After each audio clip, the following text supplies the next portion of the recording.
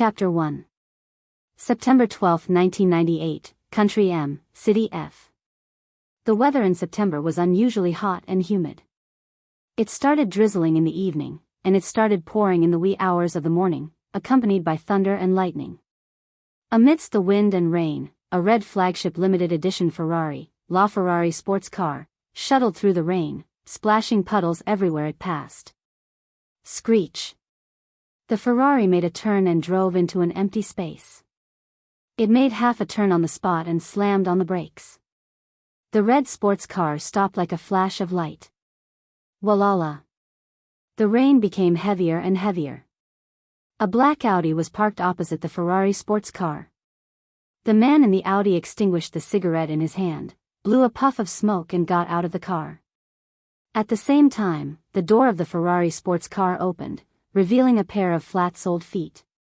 The person who got out of the car was a girl who looked like she was in her teens. The man was stunned for 2 seconds before he smirked. I didn't expect the king of secret agents in the international rankings, the boss of the strongest kosher mercenaries, to be a little girl who's still wet behind the ears. To the middle-aged man, the girl opposite him was just a child.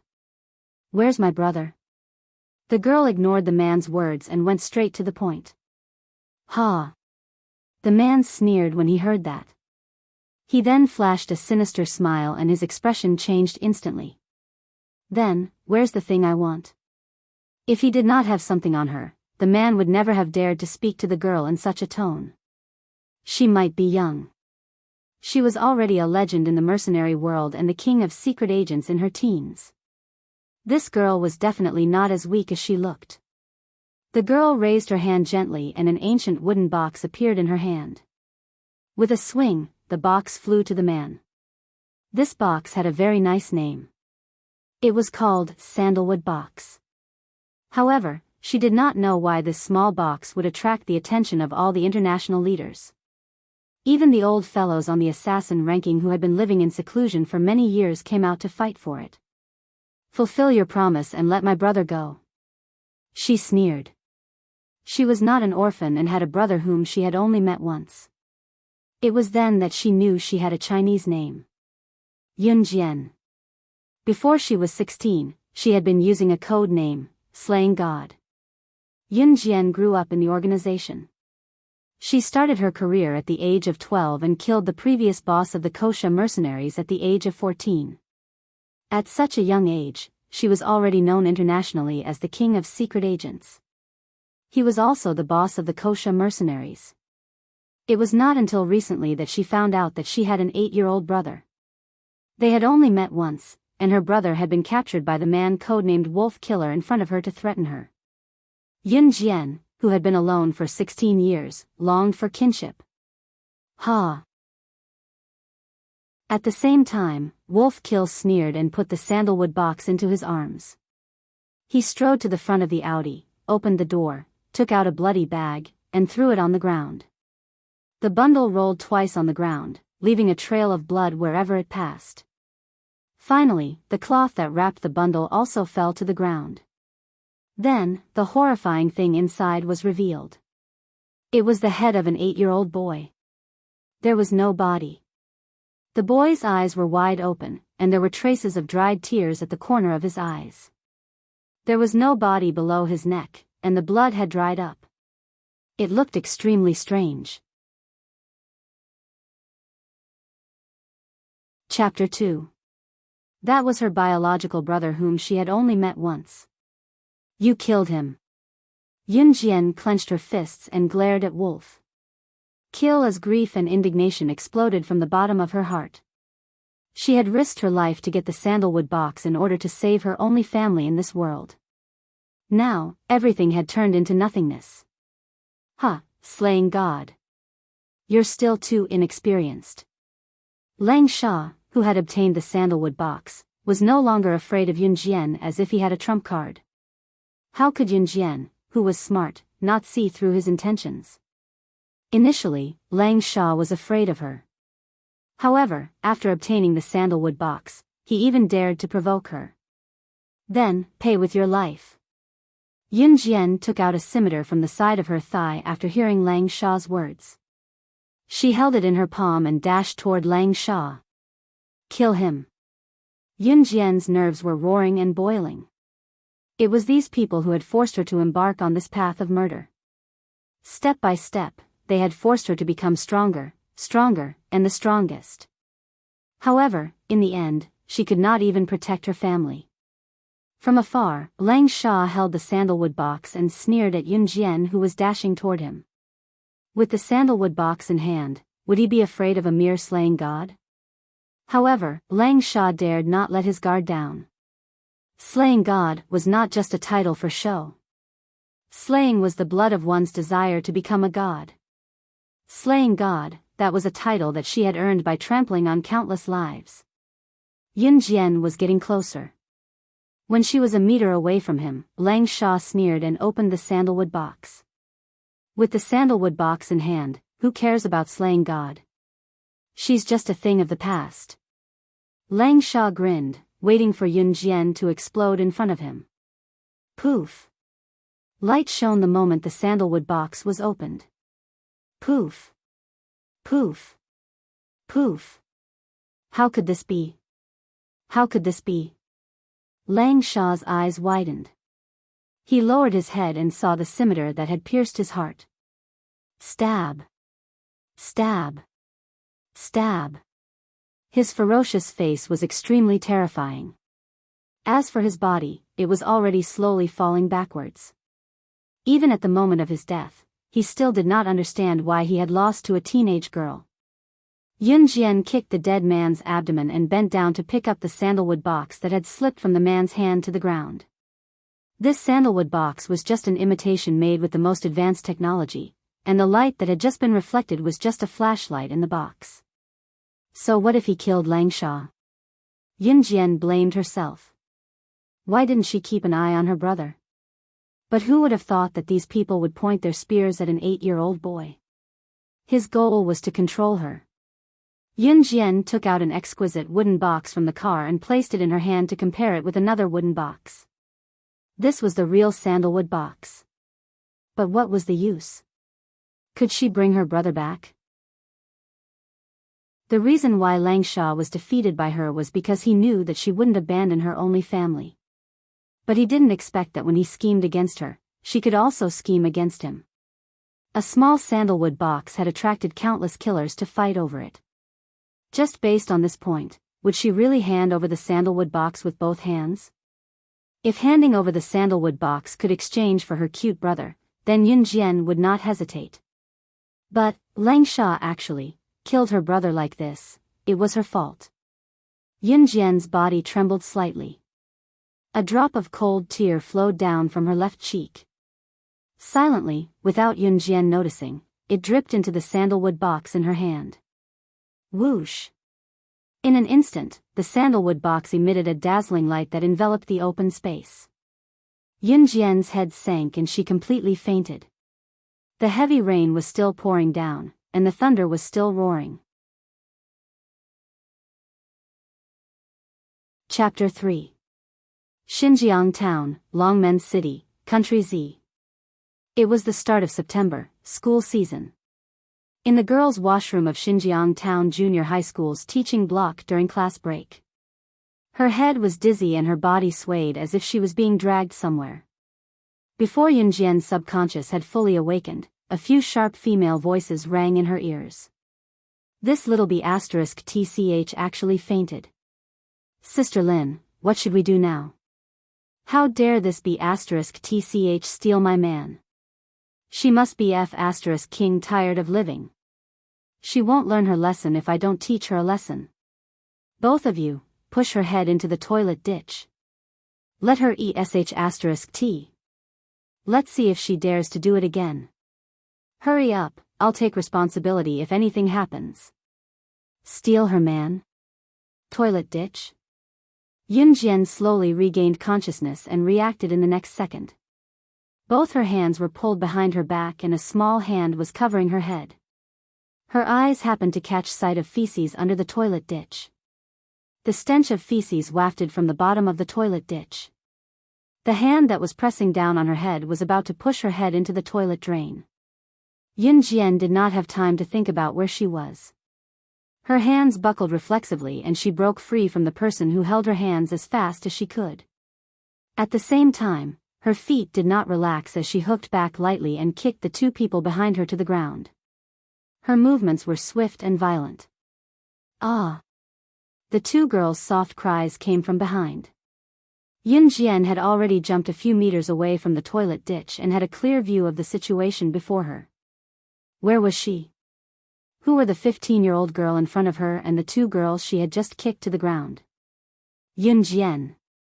The 15 to 16-year-old girl with heavy makeup who stood in front of her was shocked when she saw Yun Jian's strange movements and the way she broke free from the two girls who were on the ground. She could not help gritting her teeth and growling in anger. You're calling me? Yun Jian asked in surprise. This girl actually knew that her name was Yun Jian? She had never mentioned the name Yun Jian to anyone. As an ace agent, she had always used the codename Slaying God to announce to the public. On the contrary, she had only known the name Yun Jian not long ago, so outsiders would not know about it. What? Aren't you Yun Jian? Why are you pretending? Are you still pretending to have amnesia? Do you think the school hunk will take a few more glances at you? Let me tell you. The school hunk is Sister Lin's boyfriend. Don't even think about it. One of the girls who was kicked to the ground by Yun Jian was slapped on the ground was Yun Jian's, glaring at Yun Jian. Yun Jian's name, Yun Jian's, and Yun Jian's, Yun's. Once Yun Jian heard it, she felt that something was off about this place. They were strangers in a strange place, and they had no grudges against her. Why were they so hostile toward her? When she thought of this, she suddenly reached out and touched her face and facial features. She could determine a person's appearance by touching their facial features. Clearly, this was not her face. What was going on here? She only remembered that she had returned to the car to take out the sandalwood box after killing Lang Sha. There was a flash of white light and she had fainted. Had she entered someone else's body? Yun Jian, who was standing at the front, was annoyed when she saw the state Yun Jian was in. How dare this little B***tch ignore her? She was dazed for a moment, then laughed at Yun Jian. Yun Jian, are you lonely? How dare you touch your own face in front of everyone? Are you that desperate for a man's love? How dare you seduce my man? You're courting death. Lin Mengyu suddenly remembered something when she said the last sentence. She glared at Yun Jian fiercely again, then turned to instruct the other two girls.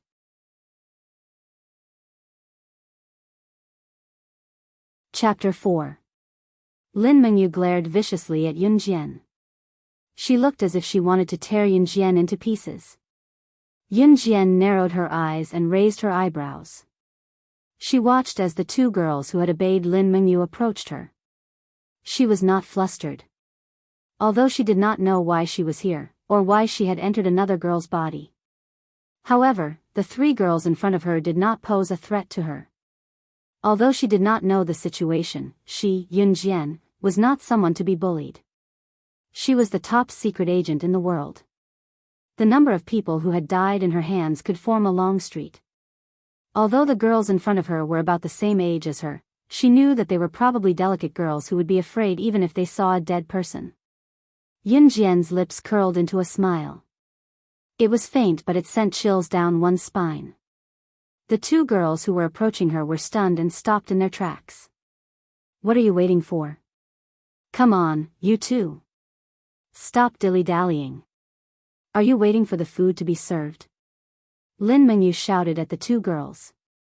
Do you know? Yun Jian suddenly continued Lin Mengyu's words and said. Lin Mengyu was stunned when she heard that. What? No what? Was this little B***tch stupid? She had just pretended to have amnesia, and now she was keeping her in suspense? Even so, she would not let this little B***tch off today. Don't even think about it. Those who want to attack me, I will usually. Yun Jian finished her sentence and moved in the next second. In a flash, she appeared behind Lin Mengyu and the other two girls in the blink of an eye. Yun Jian reached out her hand and bent it like an eagle's claw. In the next moment, she was already strangling Lin Mengyu's neck.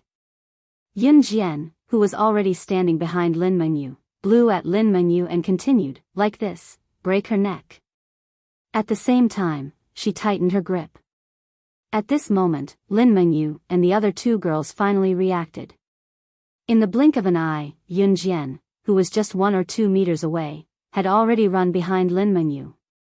Lin Mengyu could not help but shudder out of reflex. Did Yun Jian take the wrong medicine? However, how could someone who was originally as timid and weak as a slug become a different person after being knocked unconscious for a while? Lin Mengyu was being threatened by Yun Jian, and she was naturally furious. She was not a patient and was about to retaliate, but she suddenly realized that she could not speak, with her neck, with Yun Jian, seemed to be choked by something. And she could not say anything. At this moment, Lin Mengyu started to panic. However, she did not know that her neck was being choked. If Yun Jian increased the strength of her grip, then her neck would really be twisted off.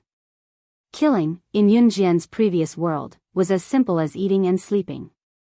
However, because she did not know where she was, Yun Jian did not kill her ruthlessly. She did not know if there was an ambush around. Otherwise, Lin Mengyu would have become a cold corpse by now. Just as Lin Mengyu's breathing gradually became heavier and she was about to suffocate, Yun Jian suddenly let go of her grip. But just as Lin Mengyu heaved a sigh of relief, she kicked Lin Mengyu hard and she fell to the ground. Lin Mengyu screamed, and the other two girls quickly went to help her. Looking at the 3 people in front of her, Yun Jian said softly, I have never been a good-tempered person. Just now, you wanted to push my head into the cesspool. Now, I will give you 2 choices. 1, jump into the cesspool yourselves, or I will kill you now.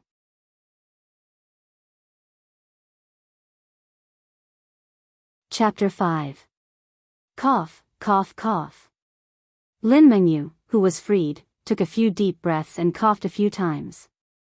Then, she stared at Yun Jian and ignored Yun Jian's harsh words. She was a little scared but pretended to be strong.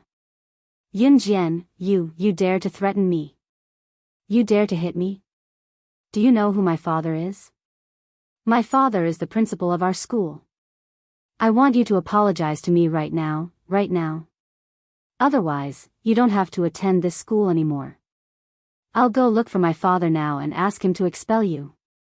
Lin Mengyu dared to hit Yun Jian in school because her father was Xinjiang Town Junior High School's principal. Actually, even if Yun Jian apologized to Lin Mengyu obediently, Lin Mengyu would not let her off so easily.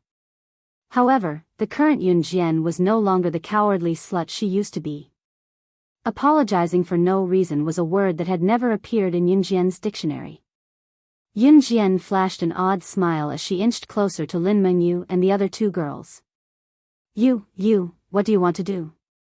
Once they recalled Yun Jian's strange moves, Lin Mengyu and the other 2 were a little scared. They took a few steps back and asked in unison. Yun Jian was already standing in front of the 3. She stopped smiling and spat out 3 words that were enough to make Lin Mengyu and the other 2 flabbergasted. Kill you. Since the 3 of them were so stubborn, then there was no need for them to live in this world. Moreover, Lin Mengyu had ordered the other 2 girls to frame her. She had already given them a chance, but they did not want it. Instantly, a murderous aura emanated from Yun Jian's body. Lin Mengyu and the other 2 were forced into a corner by Yun Jian's aura. They did not dare to say a word and could only tremble uncontrollably. Teacher, it's here. My friend Yun Jian was caught in the toilet by them. Just as Yun Jian was about to kill the 3 of them, an anxious and determined female voice came from outside the toilet. Yun Jian frowned and turned around to look. He saw a girl about 15 or 16 years old walk in from outside the toilet, followed by 2 female teachers. The girl who came in first looked delicate and pretty. She was petite and cute, but her face was filled with worry. However, when she saw this face, Yun Jian's mind suddenly went blank. She took 2 steps back and steadied herself. At this moment, a cluster of memories that clearly did not belong to him was forcefully stuffed into his head in the next second. What was going on? Xiao Jian. What's wrong with you? When the petite girl saw Yun Jian take a step back and wobble as if she was about to fall, she was so frightened that she immediately ran over to support her. Yun Jian closed her eyes for 3 seconds. When she opened them again, countless images flashed through her mind. She had been reborn. It seemed that her guess was right. She had really entered another girl's body. For some reason, the cluster of memories just now suddenly appeared in her head. She had accepted all the memories of this girl. The original owner of this body that she had possessed was also called Yun Jian. The original owner, Yun Jian, was an ordinary third-year middle school girl in Xinjiang Town High School. She came from an ordinary background and everything about her could have been ordinary, but she had an exquisite and beautiful face. Although it was not seductive or playful, this body had delicate features and gave off an exquisite beauty. Everything that had happened was because of her beautiful face. The school hunk of Xinjiang Town High School was called Yuan Yingjun. Yuan Yingjun and Lin Mengyu had always been a couple. It was known throughout the school and they were even known as a handsome man and a beautiful woman, a match made in heaven. But who would have thought that Yuan Yingjun would change his mind every now and then? He actually had designs on the original owner and even started to pester her. In spite of it, the original owner had always wanted to stay as far away from him as possible. As Yuan Yingjun's official girlfriend, Lin Mengyu refused, insisting that it was the original owner who had seduced Yuan Yingjun. As a matter of fact, she had dragged the original owner to the washroom during class today and called her sidekick, saying that she was going to teach the original owner a lesson. Who would have thought that after being beaten up, the original owner would take her last breath? Forced by life, she had suffered enough humiliation. She didn't even have the slightest desire to live, so she gave up and went back. Therefore, for some reason, she, slaying God, the king of secret agents and the legend of mercenaries, had been reborn into the original owner's body and became her.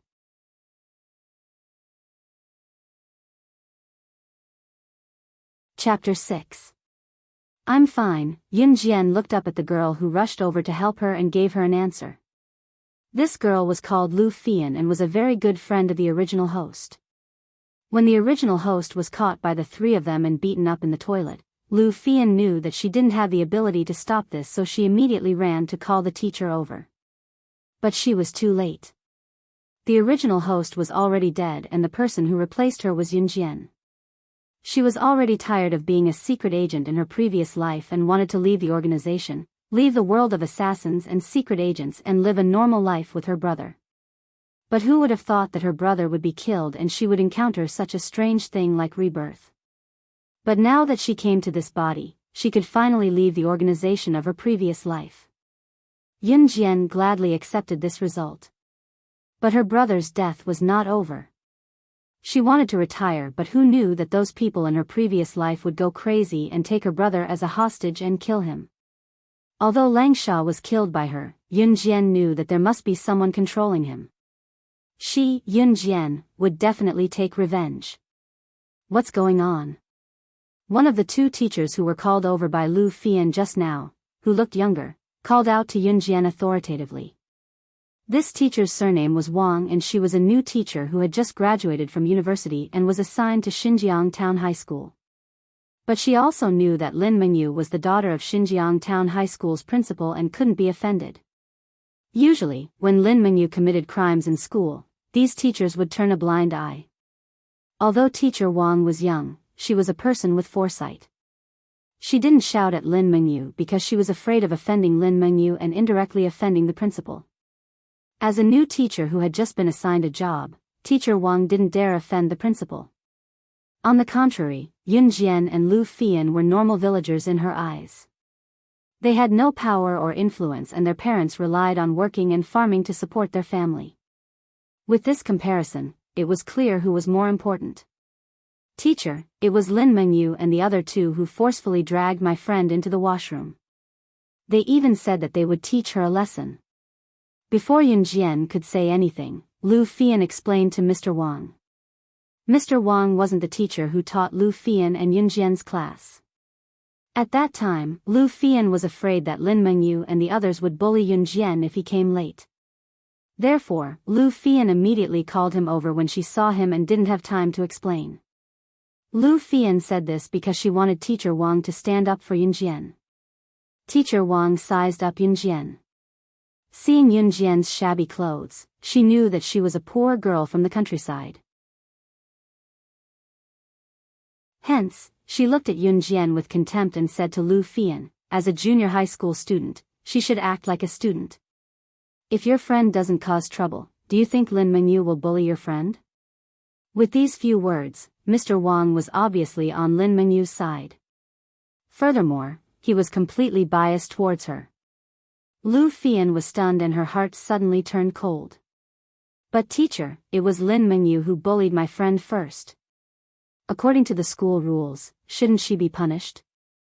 Lu Fian was unconvinced and retorted to Mr. Wang. All right. Look at your friend. She's not missing an arm or a leg. Let's leave it at that. Go back and prepare for class. The more experienced teacher standing beside Mr. Wang saw this and hurriedly said to Lu Fian. At that moment, Lin Mengyu, who had someone to rely on, raised her head arrogantly and looked at Lu Fian and Yun Jian with a mocking gaze.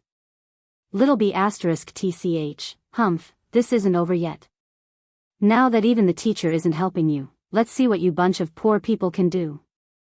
Seeing this, Lu Fian's anger flared up. Were these teachers blind? It was completely unreasonable, but they were helping Lin Mengyu. She's not missing an arm or a leg? Yun Jian had been standing at the side and listening until she heard this sentence. She laughed coldly. Indeed, this body wasn't missing any arms or legs, but when the original owner was still here, he was beaten unconscious. He even held his breath and passed away. As long as she's not missing an arm or a leg, she won't be punished by the school. Yun Jian stood in the same spot and listened to the incessant chatter in front of her. Then she suddenly opened her mouth and said this. Everyone present was stunned. What did she mean? Yun Jian suddenly chuckled. She hooked her finger and suddenly pointed at Lin Mengyu. She didn't make me lose an arm or a leg. Then I won't hold it against her. Ms. Wang looked like she breathed a sigh of relief when she heard that. She looked at Yun Jian, thinking that the girl had finally understood. It's good that you understand. Mr. Wang deliberately praised Yun Jian hypocritically. But in her heart, she was thinking, how could a child from a poor family compare to the daughter of the principal? But in the next second, Mr. Wang immediately realized that she had misunderstood Yun Jian's meaning. In the next second, Yun Jian suddenly moved. She took 2 steps towards Lin Mengyu and in a flash, she appeared beside Lin Mengyu at a speed that no one could catch with the naked eye. Raising her leg, Yun Jian used her knee to fiercely hit Lin Mengyu's abdomen. Kacha! The bones in her abdomen broke. Then Lin Mengyu screamed like a pig being slaughtered. Ah! Lin Mengyu suddenly curled up due to the pain and rolled on the ground as she howled. But what shocked everyone was Yun Jian's strange technique and nimble speed. When Lu Fian and the 2 girls beside Lin Mengyu saw this, they instantly stared at Yun Jian in shock.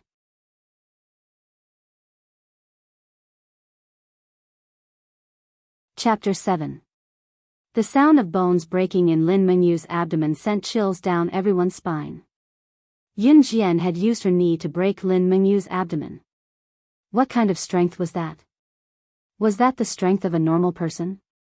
Moreover, breaking the bones in the abdomen was no child's play.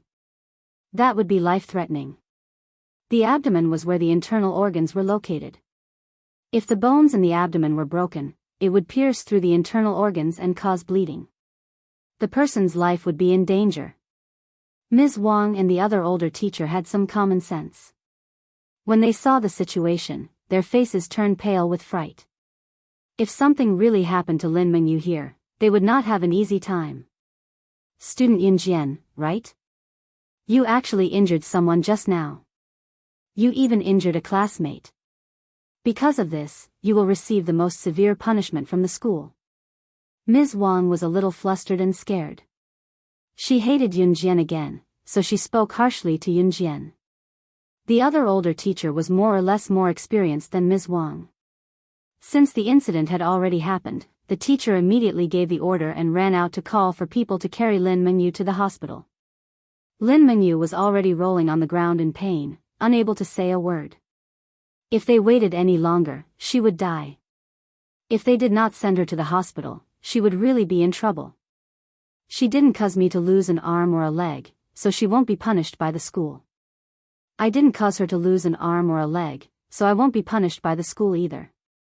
She had hit Lin Mengyu's abdomen. Lin Mengyu's arms and legs were still fine. Yunjian crossed her arms calmly and looked at Ms. Wang as she spoke. She had already been very gentle and controlled her strength. Lin Mengyu would at most be in pain for a while before recovering. Her life would not be in danger. You just wait for the school to punish you. Ms. Wang's mouth was shut by Yunjian's words and she was furious. Not long after, another teacher called over a few male teachers who were more muscular. They worked together to lift Lin Mengyu up and carefully sent her to the hospital not far away from Xinjiang town. The other teachers and Lin Mengyu's 2 female followers went with them, looking panicked, worried that something would happen to Lin Mengyu. Soon, only Yunjian and Lu Fian were left in the washroom. Xiao Jian, you injured Lin Mengyu just now. She's the daughter of our school's principal. If anything happens to her, the principal won't let you off the hook. What if he expels you? Lu Fian was also a little scared. After all, she was just an ordinary student. When she saw the scene just now, she was naturally frightened. If children from the countryside could not continue to go to school, they could only go home and work in the fields. For the villagers, this meant that they had no way out for the rest of their lives. In this lifetime, he could forget about leaving the countryside to live in a big city. Simply, they were good for nothings. Yunjian shrugged. She had controlled her strength just now, so Lin Mengyu would only feel a little pain at most before she recovered. In fact, if Ms. Wang had not spoken so harshly, Yunjian would not have minded reconnecting Lin Mengyu's abdomen. It seemed like there was no need for that now. She'll be fine. Yunjian's lips quirked up. In spite of it, Lin Mengyu was the direct murderer of the original owner of her body. She was already letting her off easy by not taking her life just now. After all, the original owner of her body paid with her life. A young girl at the prime of her youth was killed by Lin Mengyu just like that. Ring, ring, ring, just as Lu Fian was about to say something, the bell rang to signal the start of class. Let's go to class, Yunjian said. She had injured Lin Mengyu just now. If it had been a normal girl who had hurt her classmate, she would probably have been scared out of her wits. Instead, she told Lu Fian nonchalantly and headed to the classroom after exiting the washroom. Lu Fian was stunned. Why did it seem like she was more worried than Xiao Jian? What should she do if something really happened to Lin Mengyu? In the next second, Lu Fian ran to the classroom as well. Yunjian, who was walking in front, curled her lips into an expectant smile. What kind of place would a school be like? She had been taken away by an organization when she was young in her past life and had gone through brutal training. She had lived a life of killing or being on guard against being killed for more than a decade. She had never gone to school and had never experienced the life of a normal person.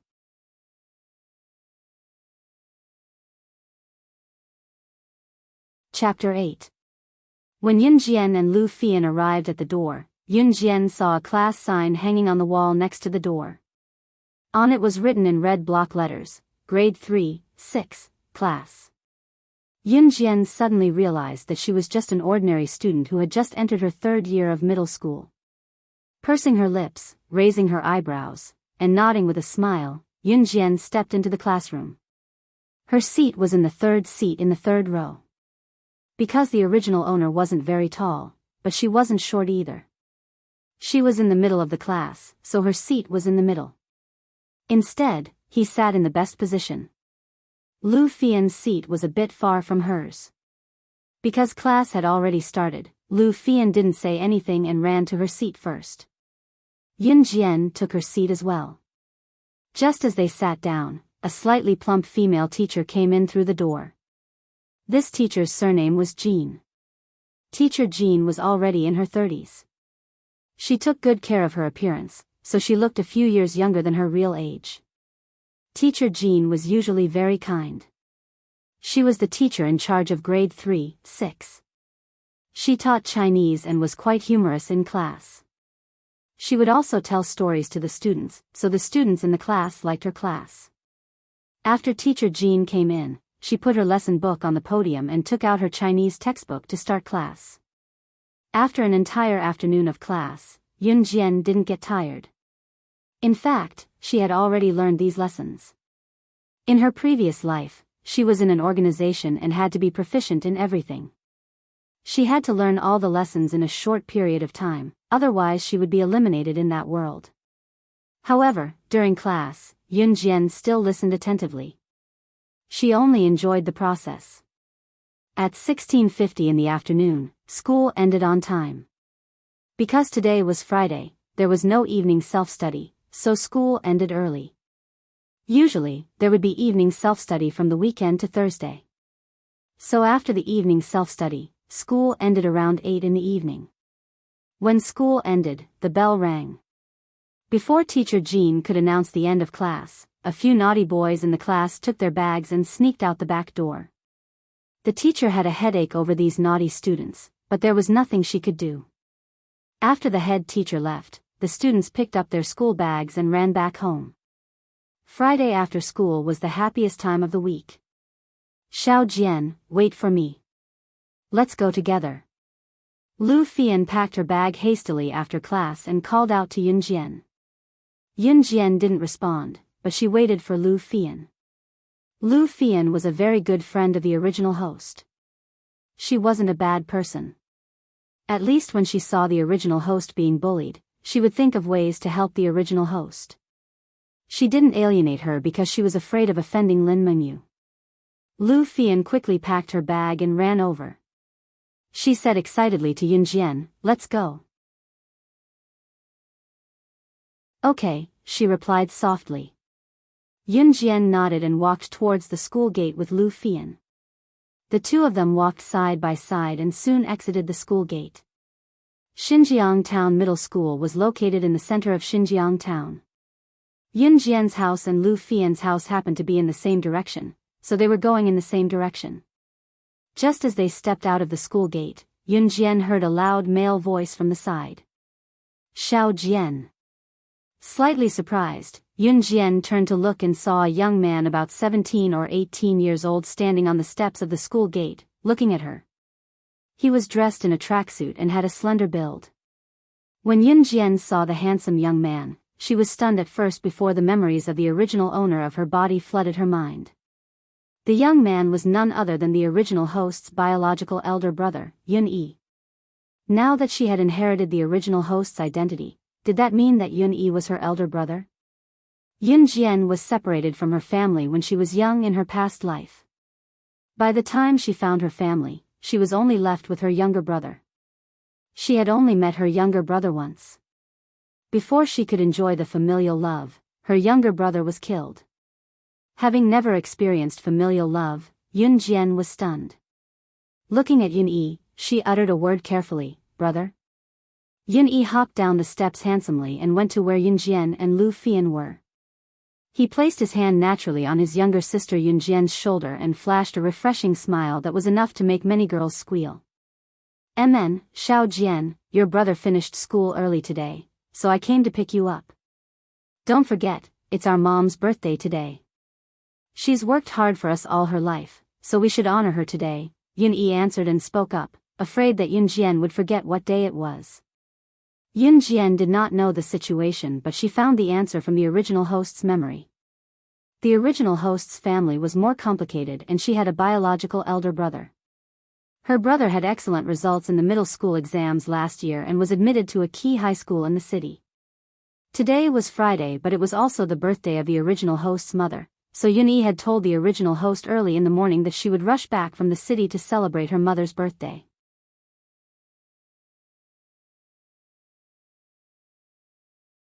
Chapter 9.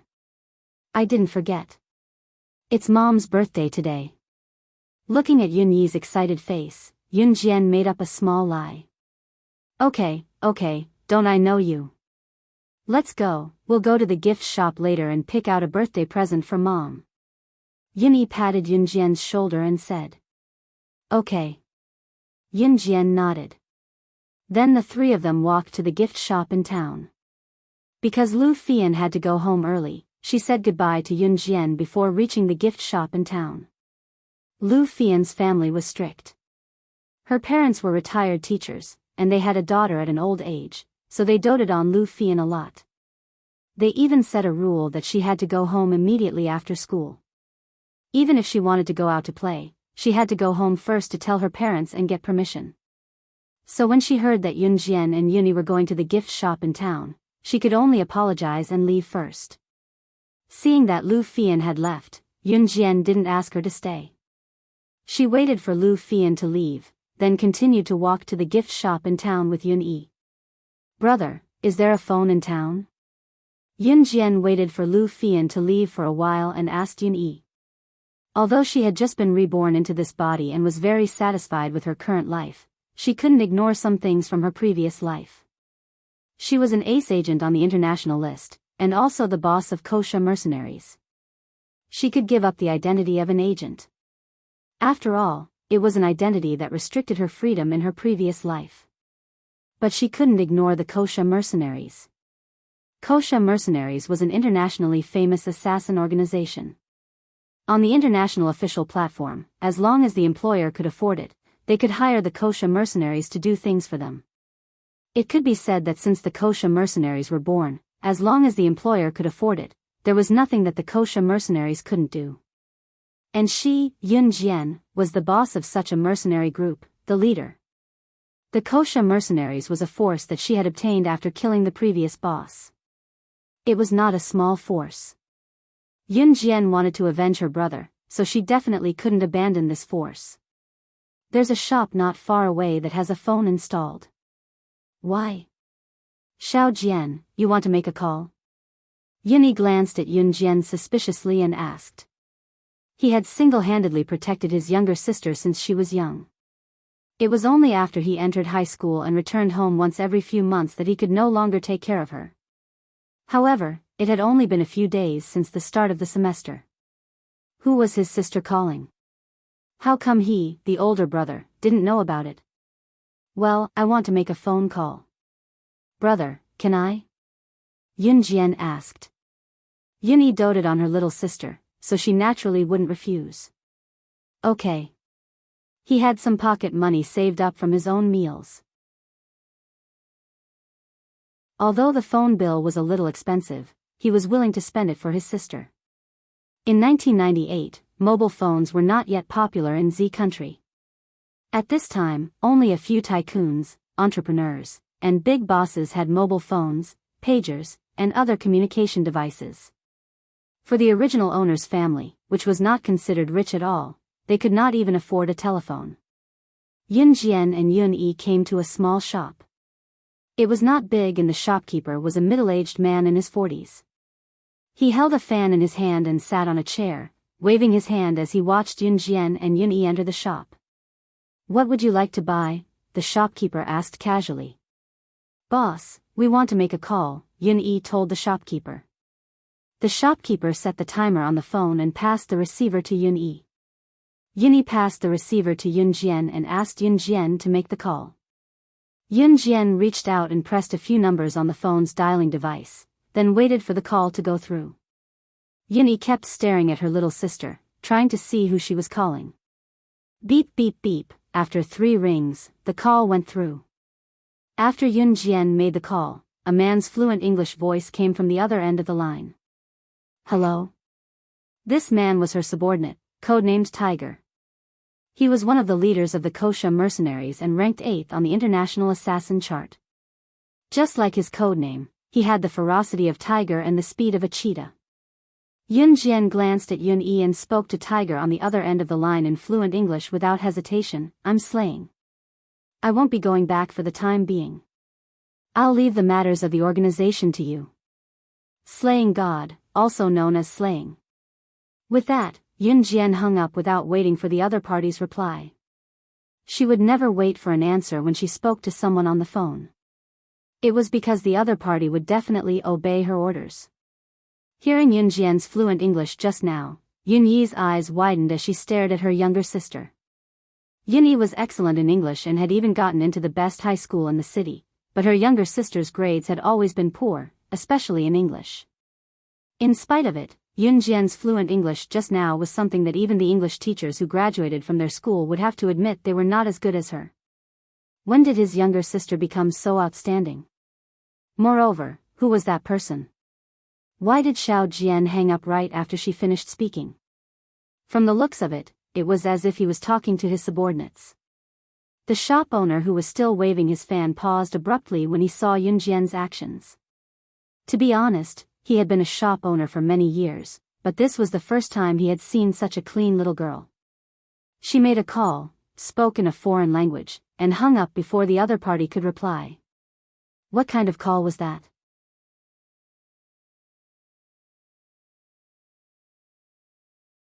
Chapter 10. Xiao Jian, who did you call just now? Why did you hang up right after the call got through? Yun Yi paid the shop owner's phone bill and walked out of the shop with Yun Jian. He could not keep it a secret and blurted it out after holding it in. He realized that his younger sister's personality had changed a lot when he came back this time. In the past, whenever Yun Jian was troubled, she would tell him about it, even if it was the tiniest of trifles. Right now, Yun Jian was like a complete stranger to him. It was as if everything was just reality in her eyes. Go, I'll tell you in the future. Don't ask now, Yun Jian answered without further explanation. She knew that there was no hiding the truth and that the truth would be discovered one day, but she did not know how to tell Yun Yi. Should she tell him that his biological younger sister was dead and that her body was now possessed by a secret agent with the codename Slaying God? For some reason, she could not bring herself to say it. Okay. Yun Yi did not probe further when she heard that Yun Jian was intentionally hiding the truth. She was more or less keeping an eye on it. They left the shop and went to the gift shop to pick out a gift before going home. Yun Yi did not say a word along the way. Yun Jian did not utter a word as well. Both of them arrived home 20 minutes later. The original owner's house was not big, only one floor. The second floor was yet to be built. There was an empty space by the door. Other than that, there was nothing else. It was evident that the family was not wealthy. In fact, they were living a tough life. That was the truth as well. That was why the second floor of the house had not been built for a long time, because there was no extra money to build it. Yun Yi opened the door first and called out loudly, "Mom, we're home." Yun Jian stepped into the house with Yun Yi.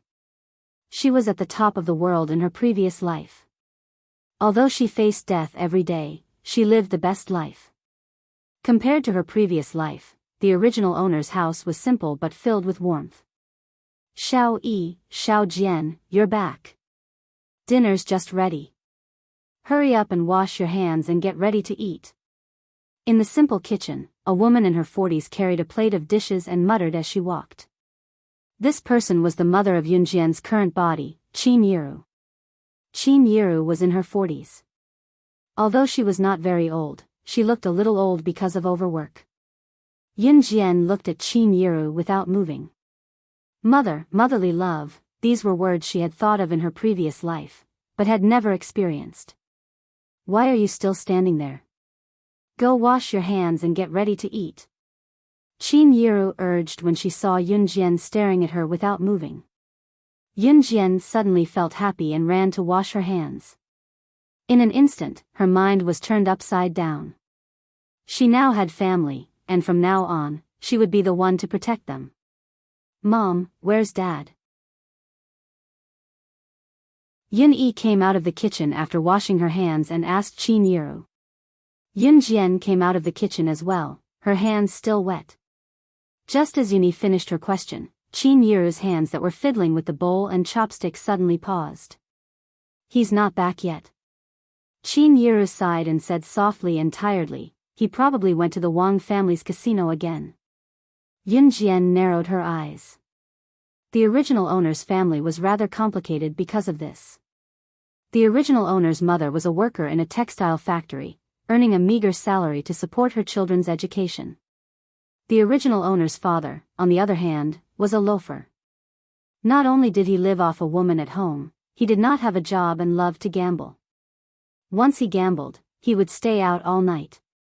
Sometimes, he would even go home to steal the money Qin Yiru saved for the children's education to continue gambling. If he lost, he would go home to steal money and continue gambling, completely ignoring the lives of his family members. Therefore, the livelihood of this family completely fell on Qin Yiru's shoulders. After a long period of fatigue, Qin Yiru, who was only in her 40s, looked like an old woman in her 50s. Dong dong dong. At this moment, there was a sudden knock on the door. There was someone outside. Qin Yiru was stunned for a moment before she swiped the handle to open the door. After opening the door, there was a group of completely unfamiliar faces standing at the door. The group of people seemed to have formed a gang and were gathered together, holding wooden sticks and so on in their hands. It was obvious that they did not come with good intentions. "Who are you looking for?" Qin Yiru asked carefully when she saw the group of people standing outside the door. Yun Jian silently stood beside Qin Yiru and also looked at the group of people outside the door. Among the group of people, the person standing at the front with a long scar on his face raised the wooden stick and looked impatiently at Qin Yiru. "This is Yun Gang's house?" Yun Gang was the original owner's father and also her current father. Yun Jian narrowed her eyes. Qin Yiru suddenly had a bad premonition, but she still replied, "Yes, and you are."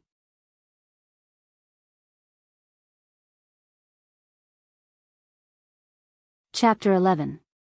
He borrowed, from loan sharks. Qin Yiru's eyelids suddenly twitched. She spoke with uncertainty, and even her voice was trembling. She was referring to Yun Gang. Nonsense. Yun Gang borrowed $5,000 from me 3 months ago and promised to return it today. Damn it, he's nowhere to be found today. The scar-faced man looked at Qin Yiru with disdain and said fiercely. Obviously, this group of people were hired by the scar-faced man. Yun Gang had not returned the money he borrowed and had gone into hiding. Since he couldn't be found, the scar-faced man naturally came to his house. What's more, for those who borrowed money from loan sharks, if they didn't pay back the money within a limited time, not only would the interest increase, more importantly, this group of loan sharks would do anything. Yun Gang had actually borrowed money from loan sharks behind her back. More importantly, he had borrowed $5,000.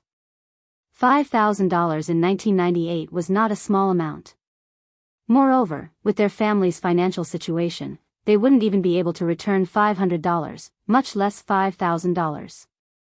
Now that Yun Gang had borrowed the money, he had run away and left this mess behind. He was forcing them into a dead end. Qin Yiru clutched her chest, her body trembling slightly. She was so angry that she almost couldn't stand properly. Yun Jian caught her in time. "Mom, are you okay?" Yun Jian's eyes were fixed on Qin Yiru. She didn't even look at the scar-faced man and his group of people.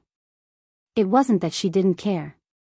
It was just that although this group of people looked majestic, and each of them was holding a metal rod and wooden rod in their hands, they looked intimidating, but when it came to their true abilities, she didn't fear them at all. Yuni clenched her fists and looked at these people in front of her. However, she could only suppress the anger in her heart and said to the scar-faced man, "The money, our family will return it. Can you give us a few more days?" What Yuni wanted to do most now was to find his father and give him a good beating. However, there was nothing he could do now. His father was a scumbag and inhuman. But now, he was the only man in the family.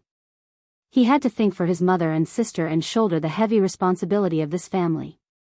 Therefore, he could only lower his attitude towards this group of people. It couldn't be helped.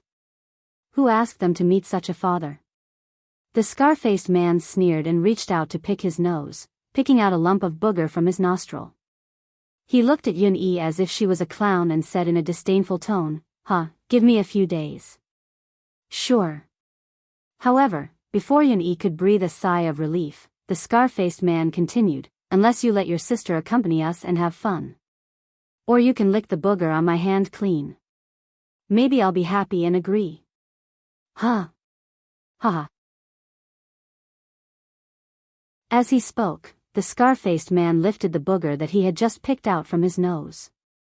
The surrounding men with the scar-faced man all laughed and looked at Yun Jian with evil intentions. This little beauty's appearance was really not bad. She had big eyes and a small mouth. Her appearance was very delicate and pretty. Yun-yi suddenly clenched his fists, but he couldn't do anything. For his sister and mother, he had to endure it. He definitely wouldn't let his sister get hurt at all. Therefore, he chose the latter. "Okay, I'll lick it." Yun-yi spat out these 3 words from between his teeth. It could be seen that he was angry and unwilling at this time. Everyone present laughed loudly and waited to watch a good show. Yun-yi strode forward with his slender legs, intending to listen to the scar-faced man's words and satisfy them first. Just as he was about to stabilize the current situation, he felt a cold sensation on his wrist before he could walk over. He turned around and saw that Yun Jian had grabbed his hand. Her eyes were fixed in front of her, staring at the scar-faced man and the others. She curled her lips and gently wiped them, revealing a clever and terrifying sneer.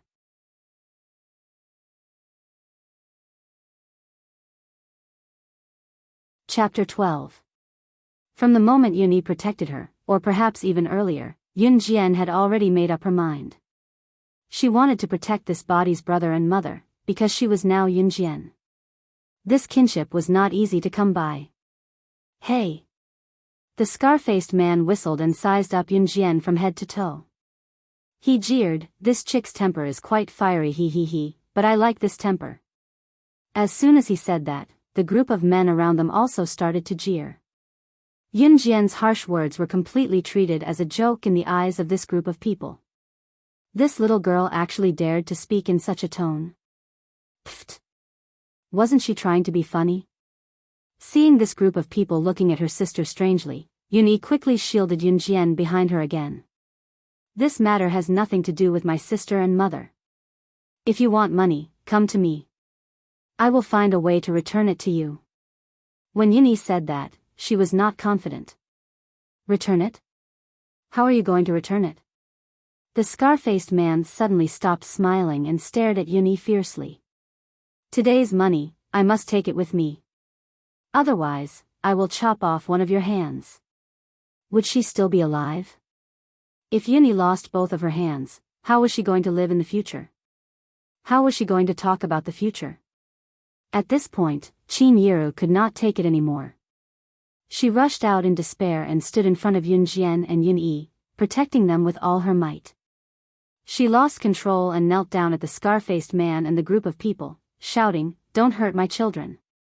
If you want to chop off my hands, chop them off. It's all my fault. I beg you, don't hurt my children." Seeing this scene, the scar-faced man boasted even more mockingly. This family was really interesting. Yun Jian caught Qin Yiru in time and prevented her from kneeling down. She handed Qin Yiru over to Yun-yi and rolled up her sleeves without saying a word. Seeing Yun Jian's action, everyone was stunned. What was she trying to do? But in the next second, Yun Jian rolled up her sleeves and walked towards the scarred man's group. "Yo, brother Fan, has this little beauty thought it through and decided to offer herself to you?" "Huh. Ha ha ha." Standing next to the scarred man, a monkey-like man boasted to the scarred man. The scar-faced man who was called Brother Fan was Zhang Jifan. Zhang Jifan was the big brother of this group. A group of people led by Zhang Jifan had done a lot of bad things by lending money at high interest rates and forcing people to collect their debts. As for Zhang Jifan himself, he had seen many faces and knew many people. But he had never seen someone like Yun Jian. Yun Jian looked delicate and innocent, but in reality, she seemed to carry a deadly murderous aura. However, Zhang Jifan did not think too much about it. After all, no matter how powerful Yun Jian was, she was just a teenage girl. Her hair was not even fully grown yet. They were all grown men. Why would they be afraid of such a young girl? What would it look like if word got out? Just as Zhang Jifan decided to ignore Yun Jian and directly cripple Yun Yi's hand to show off his power, he was shocked by Yun Jian's next move. Yun Jian rolled up her sleeves and revealed a smirk. In the next moment, she took 2 steps forward and wrapped her hands around the monkey-like man beside Zhang Jifan, who had spoken rudely to her. She grabbed his wrist and swung him up at a 360-degree angle, smashing him heavily onto the ground. Yun Jian's move was so fast and fierce that everyone who saw it was so shocked that their mouths were wide open. Was this the speed a person should have? Was this the strength a young girl should have? She had just swung him up and smashed him onto the ground.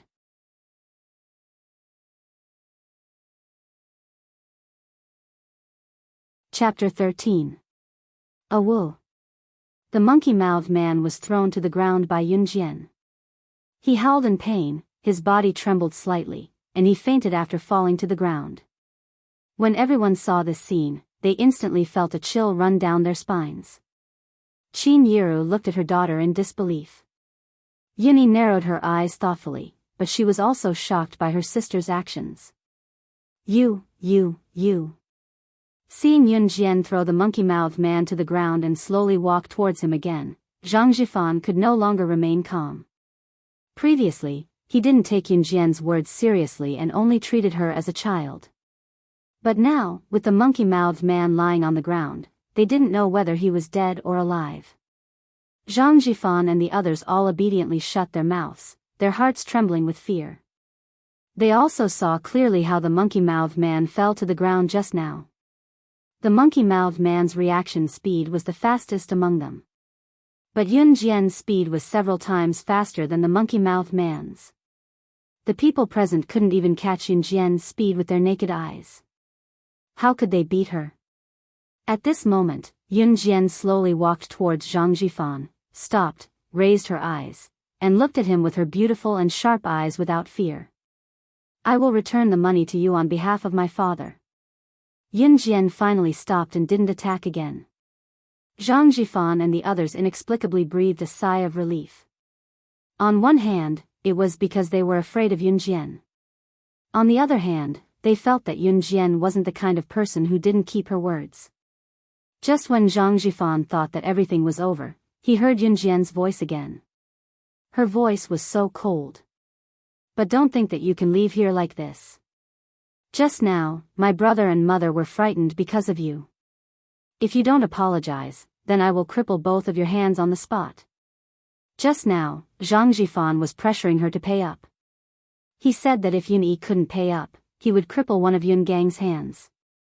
And now, Yun Jian had returned the same words to them. Just because her mother and brother were frightened, she wanted to break their hands if they didn't apologize? Zhang Jifan and the others widened their eyes. After what happened just now, they didn't dare to doubt Yun Jian's words anymore.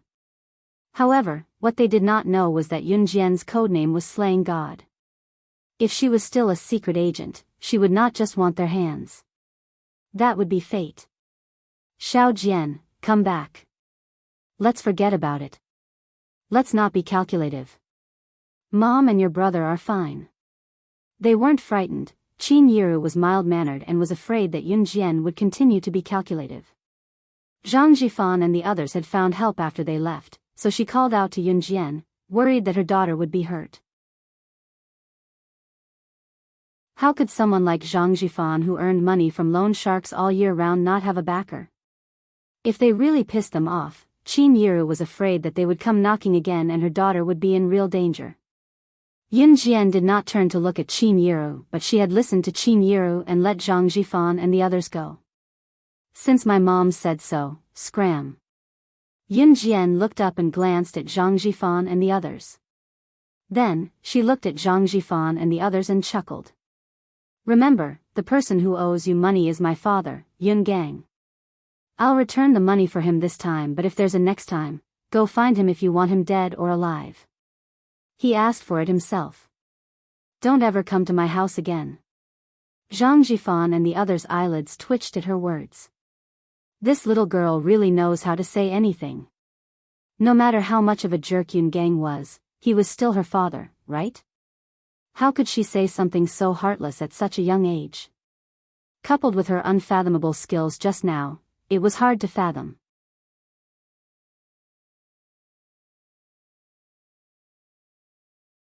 Chapter 14. After Zhang Jifan and the others left, Qin Yiru collapsed completely. She shuddered and nearly fell to the floor, her eyes glazed over. It was fortunate that Yunyi was holding her up, so she did not look terrible.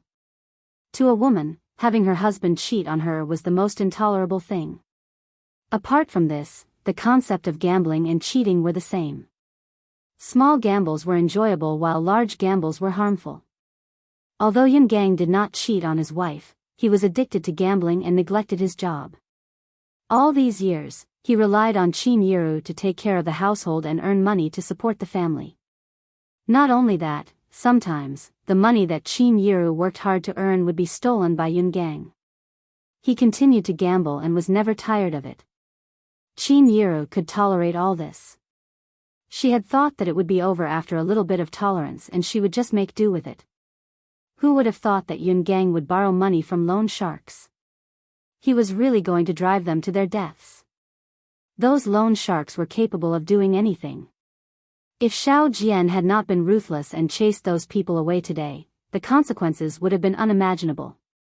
Qin Yiru did not consider how her daughter, Yun Jian, had become so skilled all of a sudden. It was because her mind was not here now. For the first time, she truly wanted to divorce Yun Gang. If this continued, Yun Gang would drag Xiao Jian and Xiao Yi down to their deaths sooner or later. They could not live like this anymore. Yun Jian walked to Qin Yiru in silence. Looking at this person called her mother, she did not know why she felt a pang of jealousy. In spite of it, she knew that this was not her true feelings. It was probably the heart that was left in her by the original owner. Mom, you still have me and Gidge. We'll live on our own from now on. As for her so-called father, he was heartless, so naturally, Yun Jian would not be loyal to him. Yun Jian looked at Qin Yiru and Yun Yi and spoke resolutely, which made Qin Yiru feel better. Qin Yiru held Yun Jian's hand tightly. Her pale face eased a little as she nodded heavily. Even if Qin Yiru did not say anything about Yun Gang, she would still be bothered. Qin Yiru did not say anything during dinner, remaining silent. Even when Yun Yi gave Qin Yiru the gift she had carefully selected, she only smiled faintly. There was an indescribable bitterness in her heart. Yun Jian could not understand Qin Yiru's pain.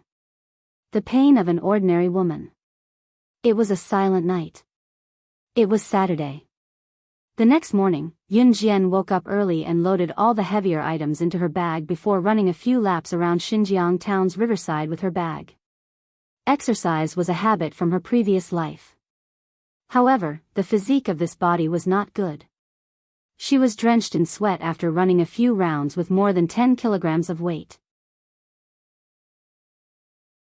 In her previous life, she could run around the river with a person on her back without blushing, let alone more than 10 kilograms of weight. When the weather turned cloudy in the afternoon, Lu Fian came to Yun Jian's house to ask Yun Jian to go play in the park nearby.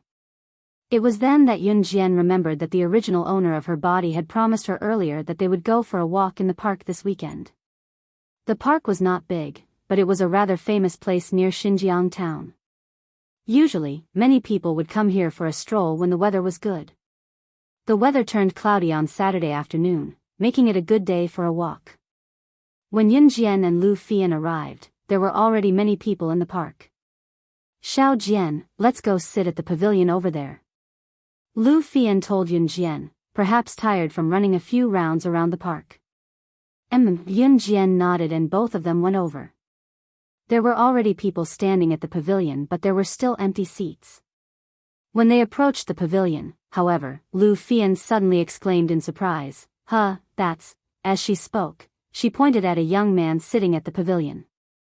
Yun Jian's pretty eyes looked over there. A good-looking young man in a white t-shirt with blood stains was sitting on the stone bench at the pavilion.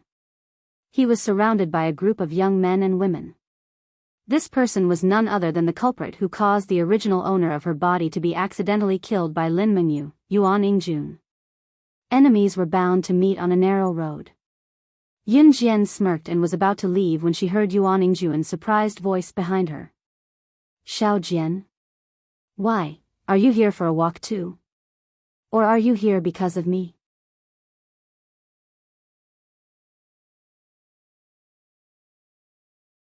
Chapter 15. Yun Jian nearly laughed out loud when she heard Yuan Ingjun's last sentence. This was the funniest joke she had ever heard. She was just taking a stroll in the park and happened to bump into this person, yet she was being accused of coming for him? Yun Jian turned to look at Yuan Ingjun with a smirk. Who are you to me? I'm just taking a stroll in the park. What does it have to do with me whether you're here or not? Yun Jian's words hit the nail on the head, but it was also the truth. If the person standing here was not Yun Jian but the original owner of the body, she would not dare say a word even if she was framed like this. That was why Lin Mengyu thought that it was Yun Jian who seduced Yuan Ingjun and not the other way around. That was why she found out about it. Humph, Yun Jian, who doesn't know how to play hard to get? Do you think he'll look at you more just because you're so handsome? Dream on. Before Yuan Ingjun could say anything, a short and chubby girl with heavy makeup standing beside him spat at Yun Jian. This chubby girl was obviously Yuan Ingjun's admirer. It was just that Yun Jian did not expect that Yuan Ingjun, as Lin Menyu's boyfriend, did not take care of her after she sent her to the hospital. Instead, he came to the park happily with a bunch of other people. Ha! Yun Jian's cold gaze flickered. Not wanting to be involved with these people, she turned to pull Lu Fian away. She did not want to bother with a man like this, a scumbag for short. Lu Fian was taken aback by Yun Jian's reaction just now as well. If this had happened in the past, Xiao Jian would have nothing to say and would only hide behind her. Today, however, she retorted. Stop right there, both of you stop right there. Otherwise, don't blame me for being rude. I really won't be polite. When the fat girl saw that Yun Jian and Lu Fian didn't even look at her and were about to leave, she immediately became angry. The chubby girl's name was Shu Li. She was Xinjiang town's mayor's daughter and used her father's position to bully others. Ever since she was young, she had the typical temper of a spoiled brat. Everyone in the town, inside and outside, who didn't try to coax her. But just now, this girl named Yun Jian actually dared to challenge him. She even wanted to leave without saying a word. Where was she supposed to put her face? Therefore, he shouted angrily. Yun Jian ignored Shu Li's threatening words. She dragged Lu Fian to a place far away before she turned her head back. Who are you? Why should I listen to you and stop just because you tell me to? Yun Jian said with a contemptuous smile. She was the ruler of the Secret Service industry. She single-handedly controlled the world's largest mercenary group. Countless tycoons, business tycoons, and politicians would tremble in fear at the mere mention of her name.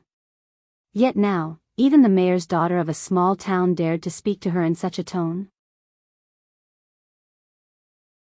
Since when did she, slaying God, allow herself to be manipulated by others? Even if she did, she would be dead by now.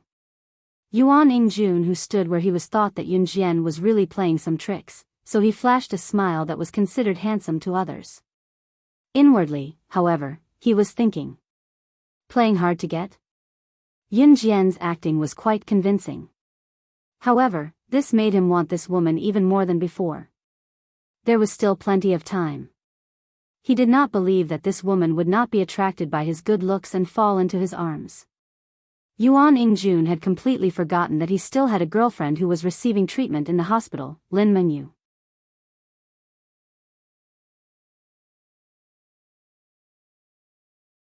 Chapter 16. My father is Xinjiang town's mayor. How dare you talk to me like that? Ha! Be careful or I'll make you pay for it. Shu Li was so incensed by Yun Jian's words that she blurted out all sorts of nonsense. Yun Jian could not help bursting into laughter when she heard that. Why were all these children of rich and powerful families the same? What Xu Li said was very similar to what Lin Mengyu had said before. It was just that Lin Mengyu's father was the school's principal while Xu Li's father was the mayor. From an objective point of view, there was no difference. Do you think I'm afraid of you? Yun Jian crossed her arms and looked at Xu Li with a different gaze. In an era where the rich and powerful relied on their fathers, it would be a miracle if the original owner of the body could live peacefully with her family background and status. It was a pity that Yun Jian was not the original owner of the body. She could not be indifferent when others were pointing fingers at her. Xiao Jian, stop pretending. You've successfully caught my attention. Just tell us if you want to tour the park with us. Everyone welcomes you. Yuan Yingjun flicked his hair that looked rather charming and told Yun Jian with a look that said, I know what you're thinking. He thought that Yun Jian's words were Yun Jian's trick to play hard to get. To Yuan Yingjun, Yun Jian had put in a lot of effort to make the act so realistic. In spite of it, this was great. He had long wanted to mess with Yun Jian. Yun Jian had a delicate appearance and was so much prettier than Lin Mengyu, who had neither looks nor figure. If Lin Mengyu was not the principal's daughter, Yuan Yingjun would not want to be close to her. As for Yun Jian, to Yuan Yingjun, he was purely toying with her, thinking that he would throw her away once he was tired of her. That was all. Sorry, I don't play with pigs. Yun Jian's lips curled into a smile.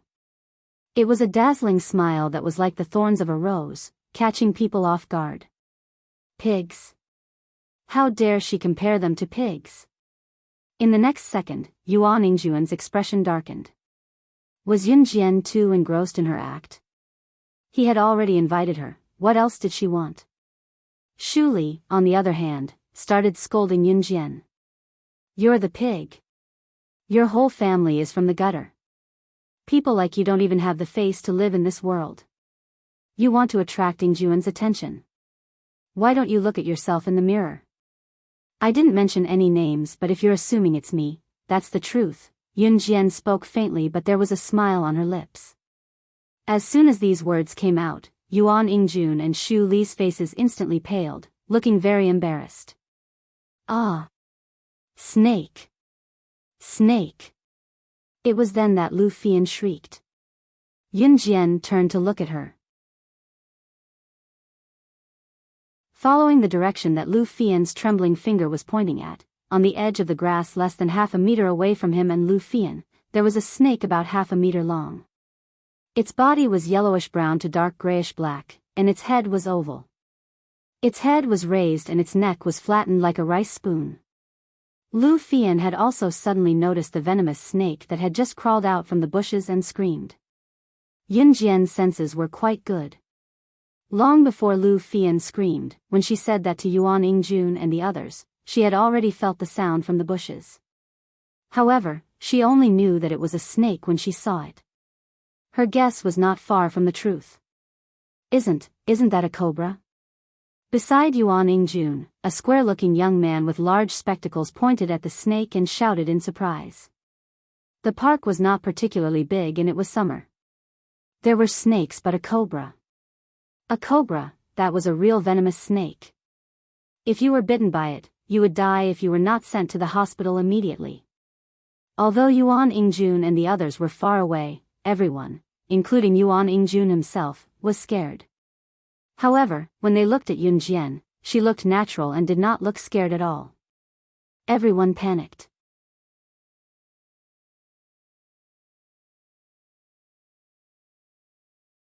Chapter 17. Summer was the peak season for snakes, so it was not unusual to have 1 or 2 snakes in the park. It was just that they were extremely lucky to encounter a cobra. At this moment, the dark gray cobra that slowly crawled out of the bushes raised its head proudly. Its neck was flattened, and its tongue was hissing from its mouth. Yun Jian narrowed her eyes and pulled Lu Fian behind her without a word. The cobra's head was raised, indicating that it was ready to attack. Xiao Jian. You. Lu Fian cried out in worry when she saw Yun Jian pulling her behind her while she faced the cobra that was not far away. Xiao Jian, be careful. One must not run when encountering a snake, much less run in a straight line. That was because the snake would chase after them with all its might. Yuan Ingjun and others who were a distance away were petrified. They dared not move or breathe in the pavilion, afraid that the cobra would notice them. Most people were born fearful of snakes, not to mention a cobra. Not to mention a cobra, this was a real venomous snake. One would die if they were bitten. Yuan Ingjun and others widened their eyes as they watched Yun Jian pull Lu Fian behind her to protect her. Then, they looked at Yun Jian, who was staring at the cobra intently like she was on her guard. Could it be that she wanted to fight against this venomous cobra by herself? Just thinking about the situation was enough to send chills down their spines. The cobra's body was wriggling, its head bobbing up and down as it swayed left and right. Unless one was a professional snake catcher, a human would need tools to catch a venomous snake. How could a person catch a snake when they stretched out their hands? Just as Yuan Ingjun and others thought so and sensed the danger, imagining that Yun Jian might be bitten by the cobra in the next second, the cobra suddenly crawled toward Yun Jian. The cobra slithered to Yun Jian's left and right, shaking its head. In the next second, its coiled body uncoiled and attacked Yun Jian, who was closest to it, in a straight line. No! Xiao Jian! Lu Fian cried out when she saw Yun Jian shielding her. She wanted to push Yun Jian away at once, instinctively wanting to block the attack for her best friend. Unexpectedly, a scene that made everyone's jaws drop appeared in front of them. Yun Jian stood upright in front of the cobra with a slight smirk, watching as it arched toward her and attacked her body with a swoosh. At the same time, she extended her hand. Her hands seemed to have understood the direction of the cobra's attack and flung them in the next second. Yun Jian's delicate hand was so fast that it was indiscernible to the naked eye and pinched the neck of the cobra that was attacking her. She choked the cobra's neck so that it couldn't bite her. At the same time, her other hand quickly reached for the cobra's weak spot, the heart, and pinched hard. The cobra shook violently before it was strangled to death by Yun Jian. Yun Jian had caught him and strangled him to death with her bare hands. It was a simple action, but it stirred up a multitude of emotions in the audience. That was a venomous snake. It was killed by Yun Jian. Moreover, Yun Jian's hand gesture when she killed the snake looked like she had practiced it countless times. Even when she killed a venomous snake, there was not a hint of fear in her eyes. How could an ordinary student have such skills and abilities? Moreover, even an adult would be frightened when they saw a venomous snake like this. Yet, Yun Jian killed the cobra without batting an eyelid.